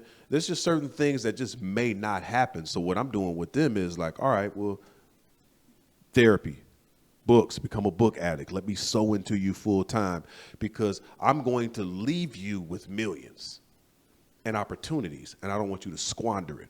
But my focus is on my children. I can't change the whole world. Shout out to the podcast. It's cool. I'm glad it's growing. Shout out to y'all, man. I done got like 10,000 subscribers in 1 month. I have no clue where y'all coming from, and I'm grateful. Tell people about this podcast. I only want the real. But ultimately, if you are walking around expecting these things to happen in this world and your end-all be-all is, man, I'm only going to be successful if I get reparations, man, shut that shit up. There's people thinking about that? This motherfuckers out here thinking that, man, I need that, man. That's got to happen. And when I get that, like, what if it doesn't? I've heard a guy say this before. He said, you got to act like God ain't going to show up, but believe that he is. So you can have all the beliefs you want in your head, but your behavior should mirror something different. Like, what if that don't happen? What if reparations don't happen? Which they probably won't. So I'm sowing into my kids. And not in your lifetime. It may not even happen in your lifetime. What if it happened 100 years from now? By the time it happened, if you really on some real gangster shit, if it does happen 100 years from now, you set your great-grandkids up to already be rich by the time they get it. And they look at it and give it to charity. Oh, they give us $25,000 apiece. That's cool. My great-grandson would be like, you know what? Shout out to reparations. I remember my great-granddad was talking about that. But I got a check for $30,000. I just gave it to charity, or I gave it to my church because I'm already balling. So that's what I'm not depending on it. I'm sowing into my kids. Like, let me make y'all great. Let me leave y'all a legacy because the Bible says that every good and perfect gift comes down from the Father of lights. So all your kids have a gift in them from God. And it is your job to help cultivate that gift. Put them in classes. And not only that, help them to operate in society to be successful. And then not judge them on their journey. Look, I got a son that's locked up right now. The son that was in my arms when I got shot, that nigga locked up. He was on some gangster shit. You know what I'm saying? He was doing the shit that I was doing, but there wasn't no cameras around when I was younger. Yeah. So but I'm not judging him in his chapter. He gonna get out in like a year or two. You know what I'm saying? And I'm not judging him in this chapter of his life because shit, I didn't get myself together, bro, till I was 30? He 21. He would get it together before me. But our job is not to judge our kids on the path that they own and their journey. You never know where they're going to be at 4 years from now, 3 years from now. You just keep sowing. You keep giving, you keep sowing. And sometimes you got to make a tough love decision and walk away and let them do some weird, crazy shit. And then they come back because you've taught them right. But I'm sowing into my kids. I'm sowing into my kids or any of my family members that we cool and they just like, hey, look, I want to learn. I want to grow. And like, shout out to my cousin Brittany, man. Her and her husband bought a rental property on the west side of Detroit, like an all brick boy. And they've been putting all of this work into it. And it's like the property values is increasing because the neighborhood slowly but surely turning into a historical district. And, you know, she young. Her and her husband is like early 30s, maybe late 20s. They got 3 kids, but it's like they are buying investments now. They buying homes. And I'm looking at like, if this home, and they're going to rent it out. Like if this home, if they do this, then get another one. And they start to build. By the time their kids is 21, 22, they could have 10, 15 houses. And if they, because some stuff is caught, not taught, their kids is just there with them while they rehabbing these houses. And it's like, that's something you could leave your next generation. You just give them a package of 20 houses. You know what I'm saying? That's the type of shit that we need to be on instead of just, and it's cool if you write your congressman and you pressing for reparations. All that is cool, but nigga, what are you doing in the meantime? Fuck that. What you mean? Fuck writing your congressman. Yeah, fuck that. That shit don't work. I already know. I wrote my congressman twice. That nigga's never responded. But I'm just saying to these niggas out here that are into that shit, that think it really works. They need to be slapped. That's right. What they need. Or the niggas that think voting really changes things. Shut the fuck up, man. Get out there. You know that it don't matter who the president is. The hood never changes. It stays the fucking same. No matter who it is, nigga, it's always the same. Same poverty, same niggas getting shot up on the same street, same niggas snitching to avoid community service, no matter who's president. You putting too much stock in shit that don't matter. What are you going to leave your great-grandson? Nigga, get a life insurance policy. You know what? This should be a qualification. You shouldn't even have a social media platform if you don't have life insurance. You a dumb nigga. You know what I'm saying? You got kids. You fade. You should be able to leave your kids at least 50 grand to 100 grand. 10 grand to bury your ass. And then 90, you should have a will. If you don't have a will, why the fuck are you on YouTube telling niggas how to live their life? If you don't have life insurance and a will. You don't know when you going to go. When I fade, my oldest daughter, my beneficiary, when I punch out, there's a will. And then I ain't going to sit here in front like I'm leaving $80 million in life insurance, but I do have a policy. And when I fade, look, bury me with this or set me on fire with this. You know what I'm saying? And then the rest distributed like this. And then that's a head start to the next generation. It's something so simple as that. How the fuck you out here giving niggas advice and you ain't even got that as a base point? Set your generation, set your family up for success, man. You know what I'm saying? Instead of waiting for reparations or going through this extra long explanation online about how you've been wronged by the white man and you ain't got no life insurance. These niggas is, that's why I'm here. I ain't mad at you, but you know, you want some bullshit, nigga. How much money you done spent this year on Jordans, nigga? Ooh. You waiting in line to get Jordans and you ain't got no life insurance. Ooh. That's... Which camera? Which one? I'm gonna look at all of them. Nigga, you waiting in line, nigga, to buy Jordans. And you got no life insurance, nigga.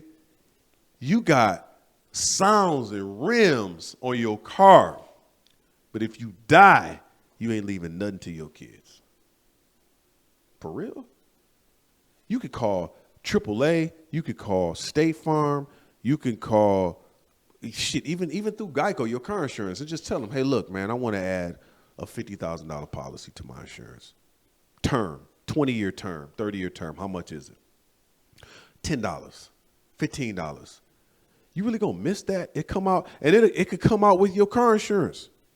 And this ain't no pitch, because I ain't selling insurance for nobody. This ain't no pitch for no specific company. This is a pitch so I don't see your family standing on the corner with a big-ass sign asking for donations when you fade. So there's no GoFundMes posted everywhere.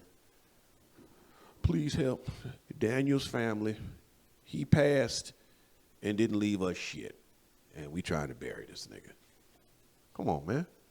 Get a life insurance policy that add your kids as dependents. And God forbid something happened to them, you got money to get them buried. All right, I ain't preaching. That's it. I'm done. What was I gonna say? We already talked about the 04 Pistons, Shaq and Kobe. Yeah, I think we talked about the mercy that was given that year. And sometimes, you just got to hand them out, let other people feel like they're included, like they have a shot. So, Yeah. No, but shout out to the Pistons. I remember even as a kid, I'm like, fuck, we playing the Pistons, all right. Niggas was about it. It's about to get real. It's about to get real. One of my homeboys, my good friends with James Edwards. He's James Buddha Edwards. If you look on my channel somewhere a couple years ago, I interviewed him, man. That nigga, he was just like, man, we had a saying. It was called tap, tap. They come to the lane, you got to tap, tap, nigga. That nigga got to take a nap. Give it up for Charlie Newhart. Come on. Okay, I'm gonna hit you with some Bible questions. Oh, shit. Where was Jesus born? Jerusalem. Bethlehem. Now I got to get you. You look like you go around the boardwalk trying to pick up half-smoked cigarettes.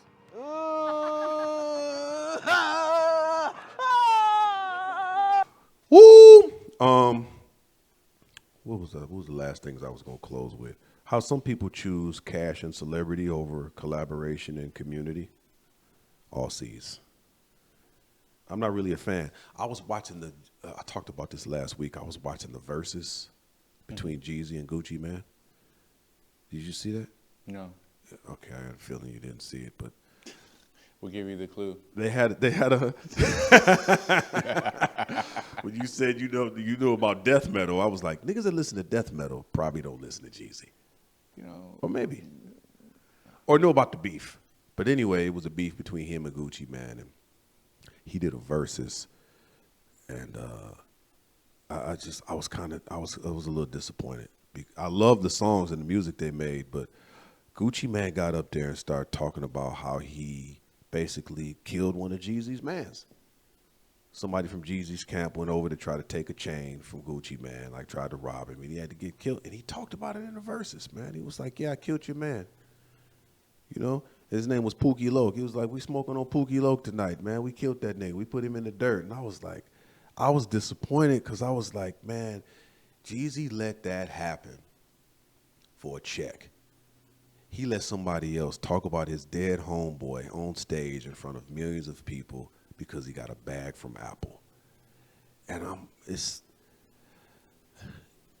I don't know the full details of it because I don't even know that man, but I just know for me, there's just certain things I just can't get a check for. I mean, did he know that he was going to go there? Yes, he knew it. He told him, Gucci told him, he said, I told you in the beginning that I wasn't going to do this verses unless I could do this song. Oh, wow. Oh, and the song was basically, okay. You know what I'm saying? Enough said.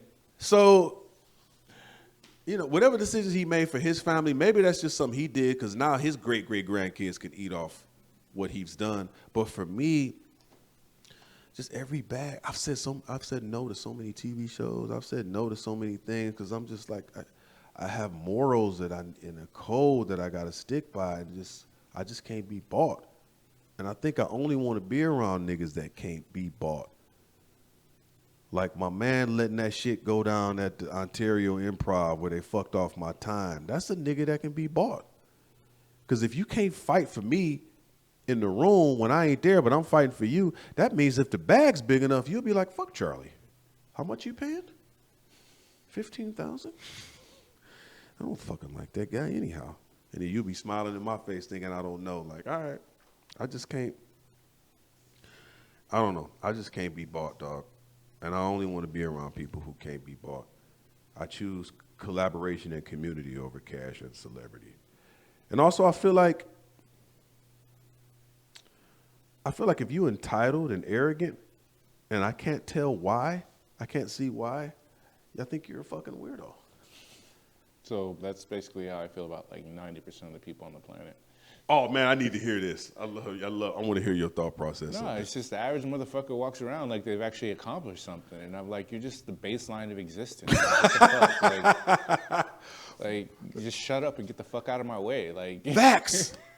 Why? What gives you? I don't know. I guess I kind of feel like if you're entitled and arrogant, and then I can see a palette of things that you've accomplished as the why, I kind of give you a pass. That nigga's an asshole for a reason. You know what I'm saying? Right. You done accomplished all this shit, and it's like, oh damn, man, you got you got 60 condos in Santa Monica, and all of them is making $20 million a piece, or weird something shit like that. I would be arrogant too, probably. Right. Like I can see, but if I can't tell why you're entitled or arrogant, I'm like, what the fuck's wrong with this nigga, man? Are you kidding me, dog? Like, what do you have to show for this level of? Especially in this town, because everything is fake. Everything is fucking So it's like, it's really just like, when you tell me, even someone that tells me, and even shows me, I'm like, I don't know though. You seem like a little bit of a weirdo. I found that out working at that dealership in Santa Monica. Talked about what we learned from each job when I worked there. It was like the uncovering. I needed to see that because I'm in Santa Monica. You got these people pulling up in Benzes and Bentleys and Ferraris and all this other shit. Mm-hmm. And my manager, shout out to him, man. He was so real for this. Dave Maxwell. He was 100%. He was just like, don't believe half this shit you see here. Because I was fresh here from Detroit, still kind of like Hollywood in Santa Monica. He was like, stop that. He said, it ain't real. He said, and I'm going to show you. Watch when they come in here and we run their credit. Man, the motherfuckers would come in there, dog, with a Bentley. Then they talking all this shit like, well, I'm on this show on CBS and I'm on this and this and this and this. He was like, he pulled me in his office one day. He was like, you hear all that shit he's talking about this show on CBS? Look at his fucking credit. The motherfucker would show me because we'd have to run his credit. Right, Look at it. Look at this shit. He said, you go in there, you tell that arrogant motherfucker that he's not going to be able to get this car at that interest rate because his credit is this, and he has to sign the sheet because we pulled his credit. So I walk in here to this motherfucker that's been talking all this shit, and his credit score is 480. Arrogant fuck. And I got the ink pen like, hey, man, I need you to sign this credit sheet. We can't get you approved for that rate. We're actually going to have to put you in like a Cherokee or something, maybe at my 15% interest rate because your credit's 480. Can you sign right? What do you mean? Yeah, your credit is 480. Can you just sign here that we ran your credit? We want to get you out of here before you got to get to back to that rental place on Wilshire. Back to that where rental, you got that car. that rental Bentley you just pulled up in. You're overextended. Can you sign? Here's the pen. Oh, you got one of your own? Oh, that's cool. Used to love busting their ass down. And that dealership and the whole team over there, man, just helped me realize like it's a facade. That shit's not real. You got all of this arrogance for what? Because this is the definition of fake it until you make it. Like that's the only place where that shit goes away is the hood. Because in the hood, like your car gets pulled all the time. So you can't be out here fronting, like because otherwise you'll just. So but like on the west side and everything else, like that's like a way of life. And that's something I learned young, just being nosy and seeing all these like rich people, and then like, oh wait, no, that's not actually how it is.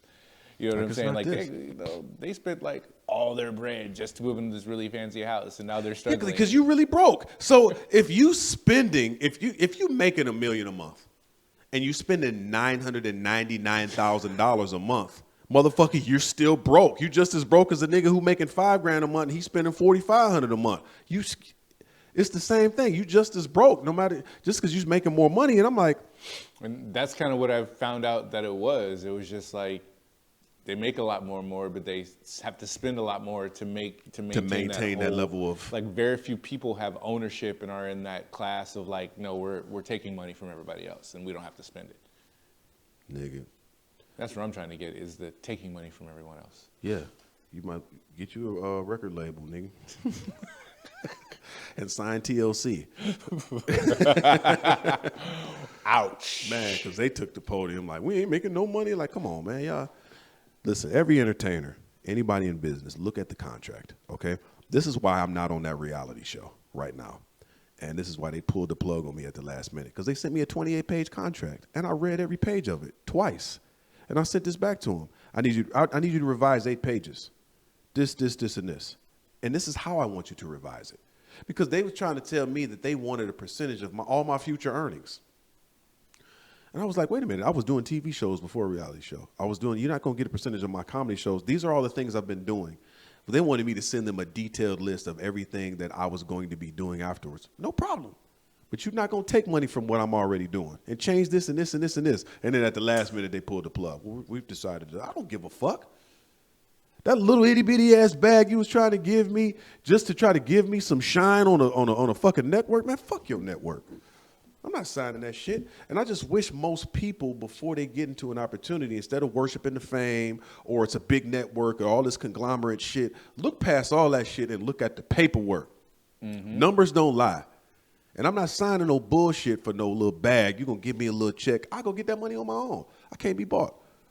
Just read the contract. You know what I'm saying? That's all I'm saying to y'all. Please read it in its entirety before you sign.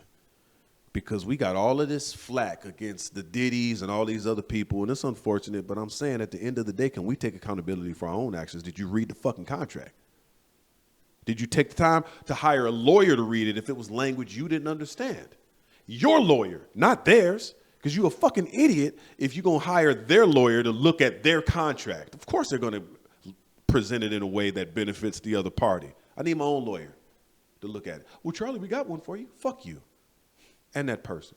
Get my own lawyer to look at this shit. You know what? And everything stops when you put everything on pause. We need you to decide now. Can I get a week? Or at least 3 days? You should always caution if somebody's trying to get you to rush to do something. Rush to sign, rush to say yes. Put the brakes on it. If you're feeling pressured, stop it all. Oh, I'm going to need a few days to get this over to my team, my litigation team. Is that okay? If it's not okay, then they're trying to do some bullshit. Exactly. No, that's exactly it. That's 100%. If anyone is pressuring you to do that shit now and... Wait. Nigga, I hope y'all take this advice, man. That's in business. That's all of it, dog. Like I said, I just want y'all to succeed, man.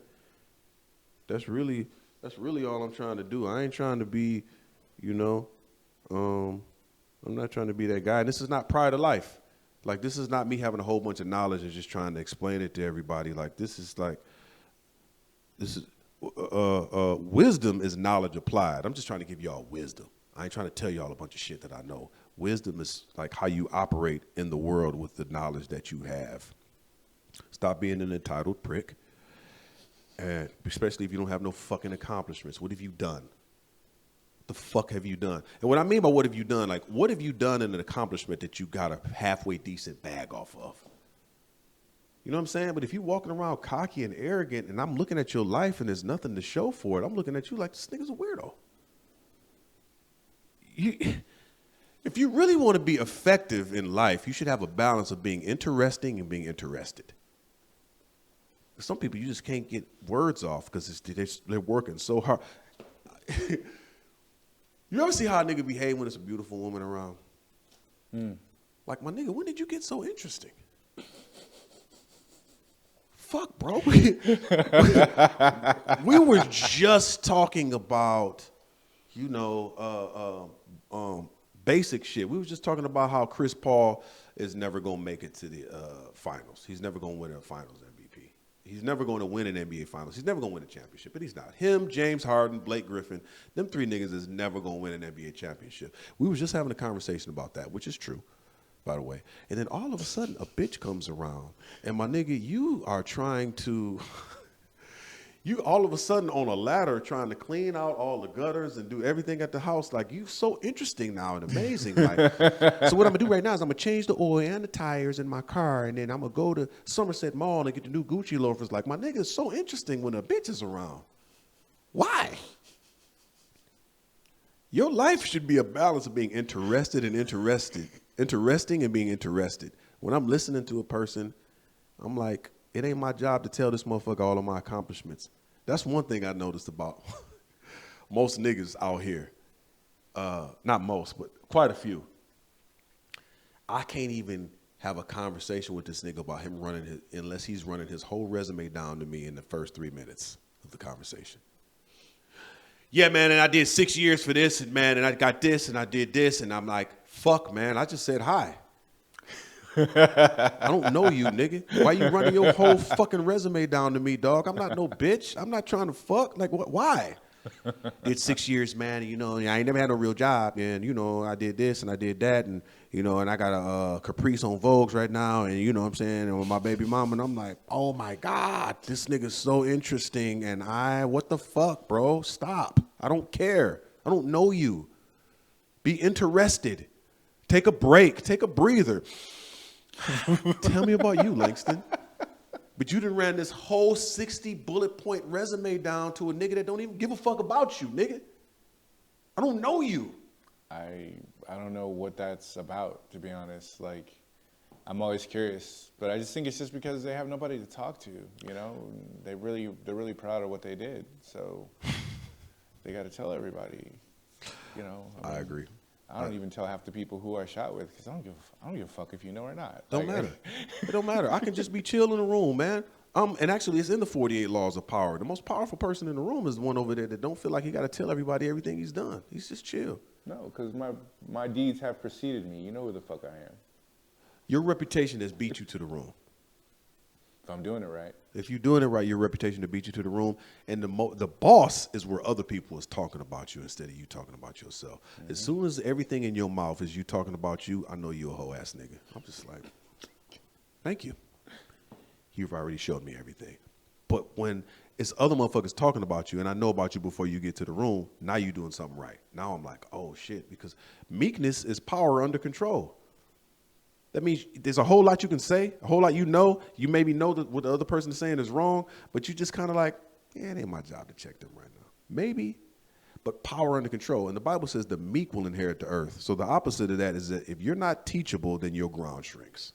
If you think you know it all, it's just like your little island is getting smaller and smaller and smaller, and I never want to be in that position. I need to learn, so sometimes I just shut the fuck up. When I'm in a room full of niggas that then, you know, I know some people that's making lead man money off of online shit.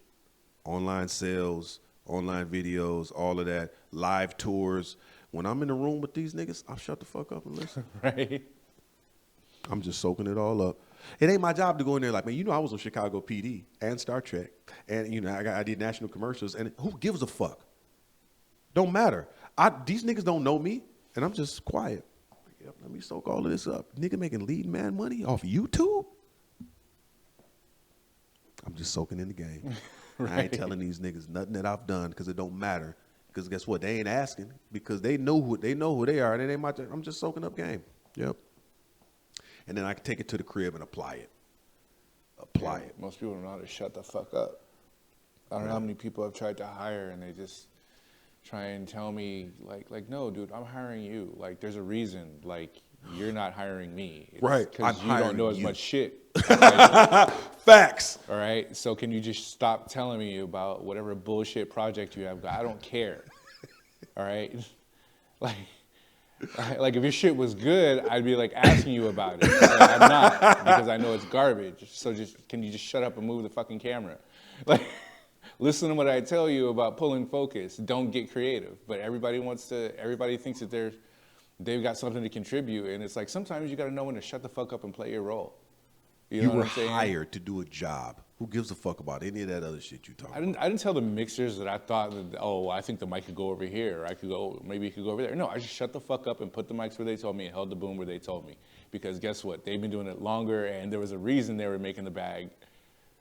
But it's, you know, for some reason, there's this entitlement where everybody thinks their opinion is equally yoked, and it's like, no, that's not it, baby, at all. No. I know your mama been telling you special your whole life. You punk ass motherfucker, but I hired you to do something. Shut up and learn. I ain't your mama, nigga. Quit setting your kid like me. I don't try to set my kids up for failure. And all of them got strengths and weaknesses. They got failures and successes. They got their imperfections. They got shit they work on. But one thing, I'm not gonna sit up and tell you all the time, you so great, you so great.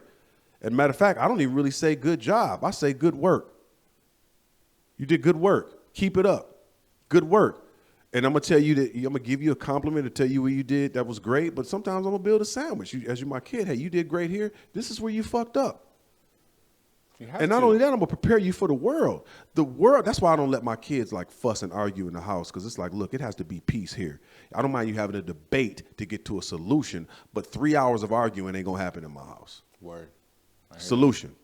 You get to a solution. And I'm not going to deal with y'all calling each other names and doing shit like that and being weird, because it's like you're going to get beat up enough in the world. So I ain't going to tell you everything special and great here at the crib. The world's going to beat you up enough. I'm going to build you up so where you can go out there and be successful. But it's me telling you great all the time, man, that world going to eat you up. First thing they're gonna do, somebody gonna tear you up by talking about one of your features. Like, man, your big ass nose. What's wrong with your nose? That motherfucker huge. I remember I found out I had a big ass forehead in 5th grade. When I got out of private school, like when the money started changing up and we had to go to public school in 5th grade, I remember the first thing a nigga tell me, like, man, you got a big ass forehead. Really? Do I? This nigga got glasses too, man. They thick as hell. Really? It was such a realization of how I was seen Right. when I hit the public. Like, man, ultimately it made me tougher. Let's not get rid of all the bullies, okay? Some of them is needed to make your ass tough. Now, if it's just a vicious bully, okay, cool. But somebody talking about you a little bit here and there, why are we crucifying these people? You might need that shit. Because the I need world... somebody to laugh at later in life. Exactly. When you excel and you pull up in the whip and it's just like... I remember a bully in high school wound up asking me for money until he realized who he was talking to. Just nigga sitting at the bus stop. I just happened to by chance to need gas. Yes. And then he was like, oh. I was like, yeah, no, nigga, I got nothing for you. Yeah. Hopped in the whip. Skirt, skirt. I remember when I shot on the wrong rim in 7th grade. And I made it. And I got teased for weeks. I was crushed. Like, why the fuck? I thought I was playing 21. I caught the ball and I was an idiot. You know, by 9th, 10th grade, I was a beast in football. And I played basketball. I started in football. I didn't start in basketball. But I got better later on. But in 7th grade, I was a dork. I shot on the wrong rim.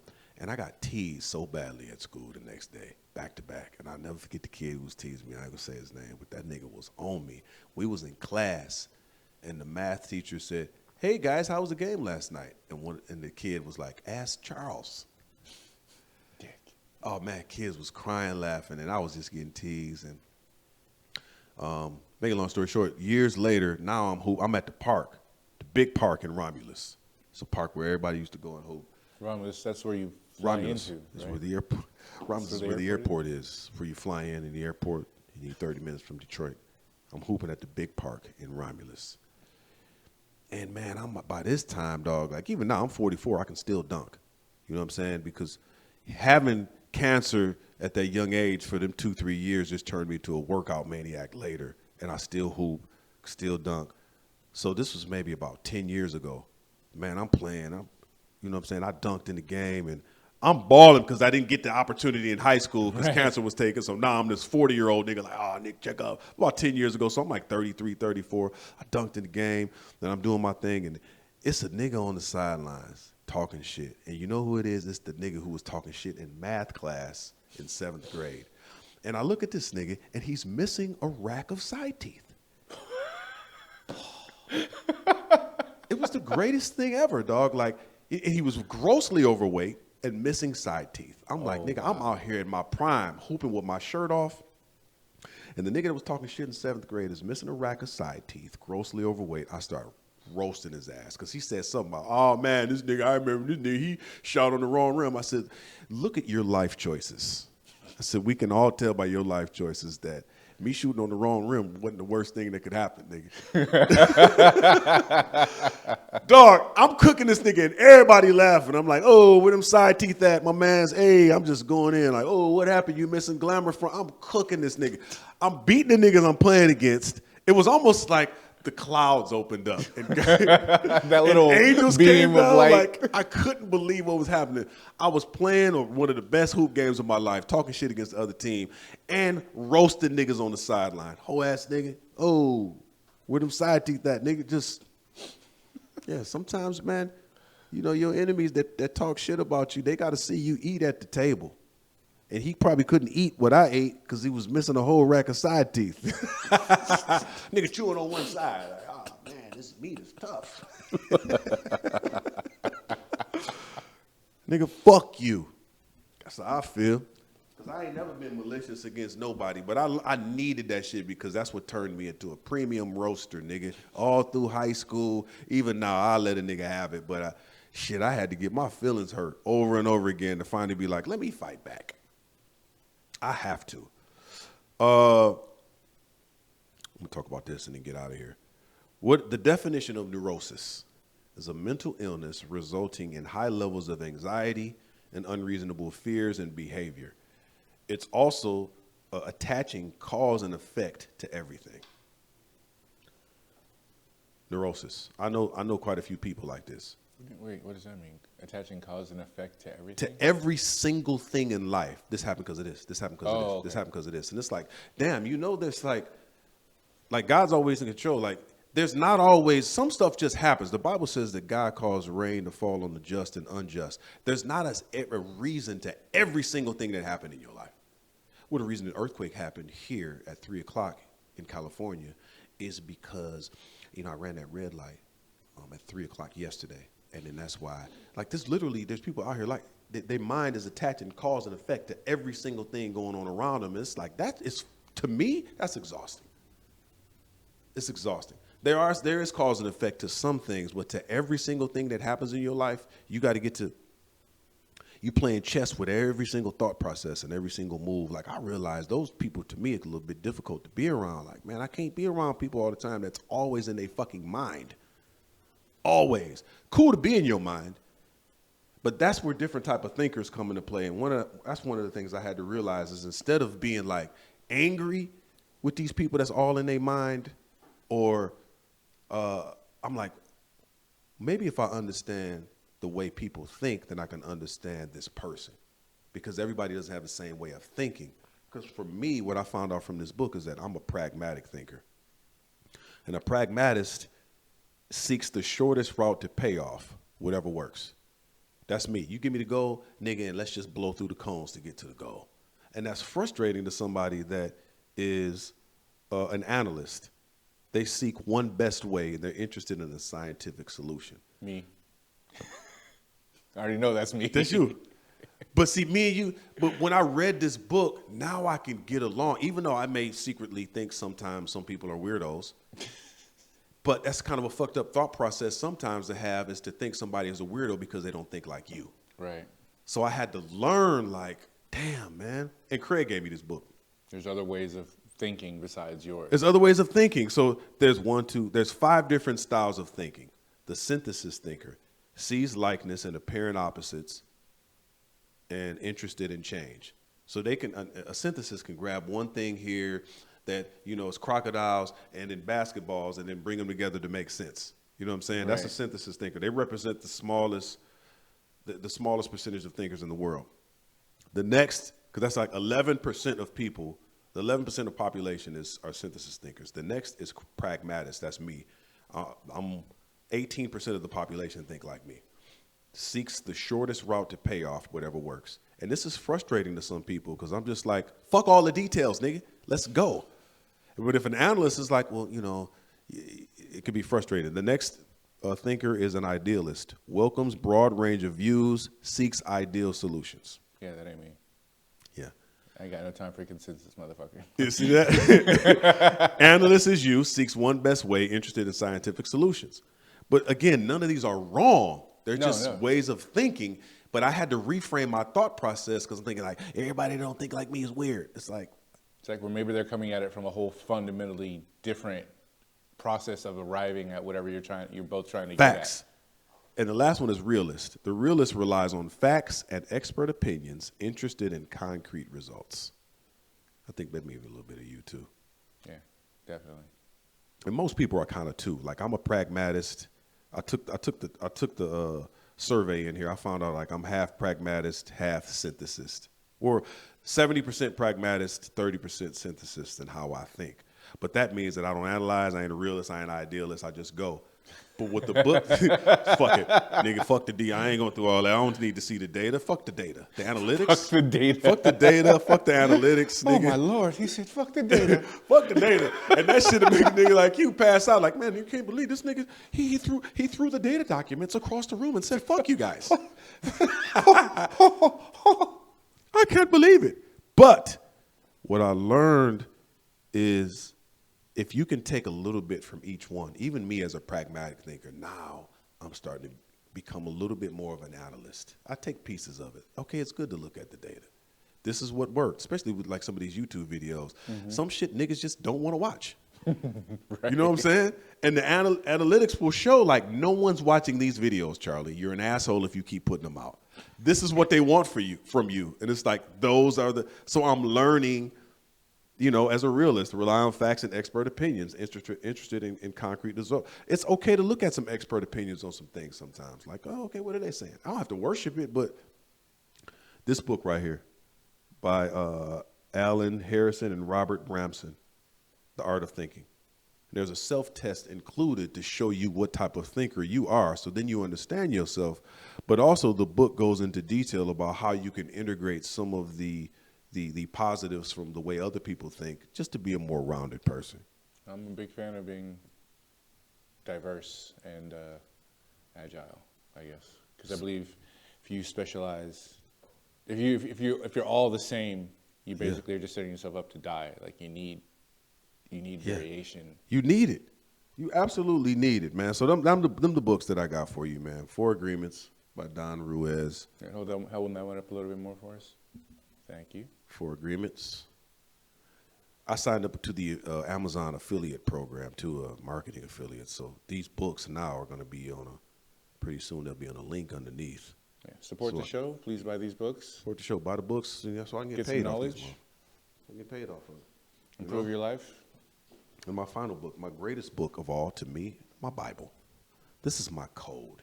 All right? Am I perfect? No. Tired of the narrative of all these Christians out here telling everybody they're perfect. Nigga, you're not. Okay? You got secret shit you holding on to, stuff you working on. Quit trying to tell everybody you perfect. I'm not. I got a community of people that I talk to and pray for me, man. I don't like my thoughts. Hey, man, I just slapped somebody on the hoop court. I squared up with a nigga on the hoop court the other day, man. I had to confess and pray. Man, pray for me, yada, yada, yada. I'm a work in progress. But the benefit is I know right from wrong. You know what I'm saying? But this is my code that I live by, is my Bible. And I read it. And I'm like, let me try to. And that's whatever your code is. I just know for me, this is mine. But if it's a Torah, if it's a Quran, whatever, you should have a standard code to live by, like a moral code. Like you can go to this and it says here. It says this here on this line. It says this here on this line. And it's like, at least you trying to live by it. You know what I'm saying? That's just me. Like Omar said, every man got to have a code. Who? Omar from The Wire. Omar from The Wire. Everybody got to have a code. Everybody. Even though Omar was getting hit. You got to have a code, man. This is my code. You know what I'm saying? The Bible, this in Proverbs, this says, which is my favorite chapters, my favorite book of the Bible is Proverbs. The integrity of the upright guides them. So when you're walking in integrity, you have a moral compass. You know right from wrong. You know when to make a left or make a right. But the moment you lose that moral compass, you start to think weird shit's okay. And that's the part where I don't, because like money and success does not change us. It reveals us. Whatever's inside of you comes out with money and success. And if you don't have a moral compass, and now you handed all these millions or power, and you didn't have a moral compass when you was making $6,000 a month, you're gonna be the same person making $600,000 a month. But now it's like the level of perversity that you probably had, even now at $600,000, nigga, you wildin'. Yeah, now it's amplified. Now it's amplified. You wonder like, man, that nigga think that's XYZ is okay. So I'm just saying, I ain't trying to judge nobody. I'm just saying, I feel like everybody should have a code and be constantly learning. Because if you are not meek, you're not teachable, your ground shrinks. And the way to be meek and teachable, like we never arrive at a place where we know everything. Never. You should be reading, you should be learning around people you listen and learn from. You know what I'm saying? And I mean, just in closing, I just want to say, build your family. Reparations may not happen, dog. It ain't gonna be no bag of money come out the sky to rescue you from this shit. We dealing with hundreds of years of oppression, and I'm not against white people. There's a system in place that has been against black people, yes. But guess what? Look at the amount of odds we've overcome to be where we are. And black culture is America's #1 export. It is. We the best at everything we do. Just think about it. Beyonce is the best at what she does in the world. In the world. How often are we talking about entertainers from China right now? Who gives a fuck? How much are we talking about a singer from Mexico? In the world. You know what I'm saying? When's the last time we talked about an athlete from Venezuela? Who gives a fuck? When you're talking about the best, you're talking about a Michael Jordan in the world. Now, when we talk about soccer, it's probably a different ballgame. You know what I'm saying? Like Pele was, you mentioned his name in some countries, niggas just start crying. But he was still a black dude. Like black people, we're the best at what we do. You include us in sports. You include us in whatever we are part of, we become the best. So I understand why some group of people are trying to mitigate that as much as possible. Let's lock these niggas in the punk ass contracts and let's suppress them because fuck, they're the best at everything. We can't let that come out. Like when we came out of slavery, we was the hardest working niggas on the planet. Can you imagine everything we was going to acquire by continuing that work ethic, doing what we wanted to do? That level of diligence. Because diligent hands bear rule. Diligent hands make one rich. They had to enact all these kind of laws, Jim Crow laws and all this other shit. Like, man, these niggas is going to work us out of business. If we unleash millions of niggas into the world with this kind of work ethic, there's no way. They will kill us. So we got to put Jim Crow laws and we got to put systematic laws in place to keep these niggas down because there's no way they're going to outwork us. So I understand why they did what they did. I don't like it. But at the same time, how long am I going to sit back and complain about it till I do something about it, dog? I done bought and flipped God knows how many houses. I ain't affected by redlining no more. You know what I'm saying? I'm out here in California because I bought and sold a whole bunch of houses. My family had a car lot. You know what I'm saying?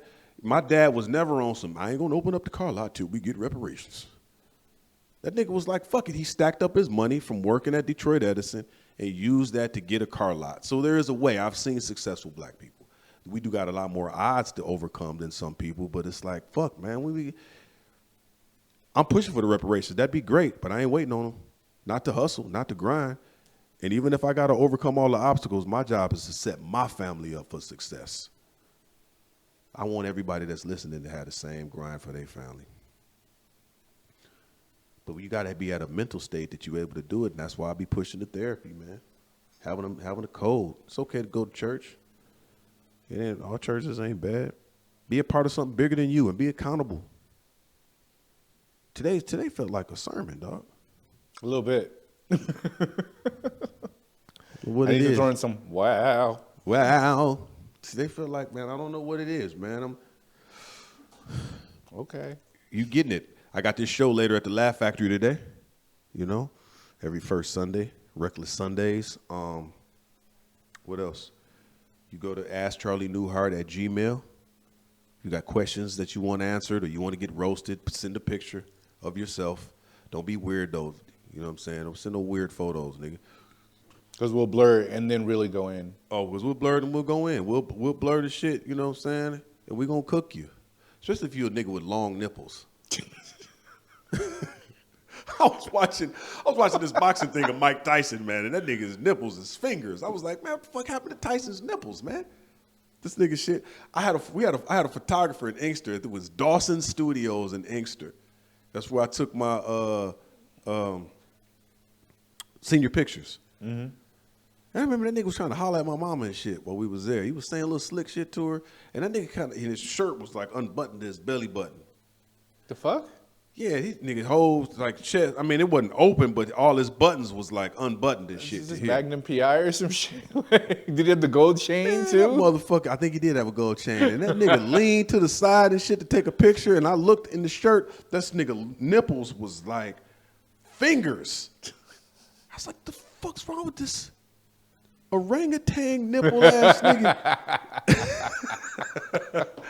What's wrong with this nigga's body? Couldn't believe what I was seeing, I dog. don't know why he was dressed like Magnum PI as a photographer. Nigga was dressed like Magnum P. He had the Magnum PI mustache and everything, dog. Great photos, though. You know what I'm saying? Nigga took great pics. Whole ass nigga was trying to holler at my mama, though. Yeah, man. Q&A. You want a commercial? askcharlienewhart at Gmail. I come through. I can roast your team, do a commercial. SourceTruckingAcademy.com.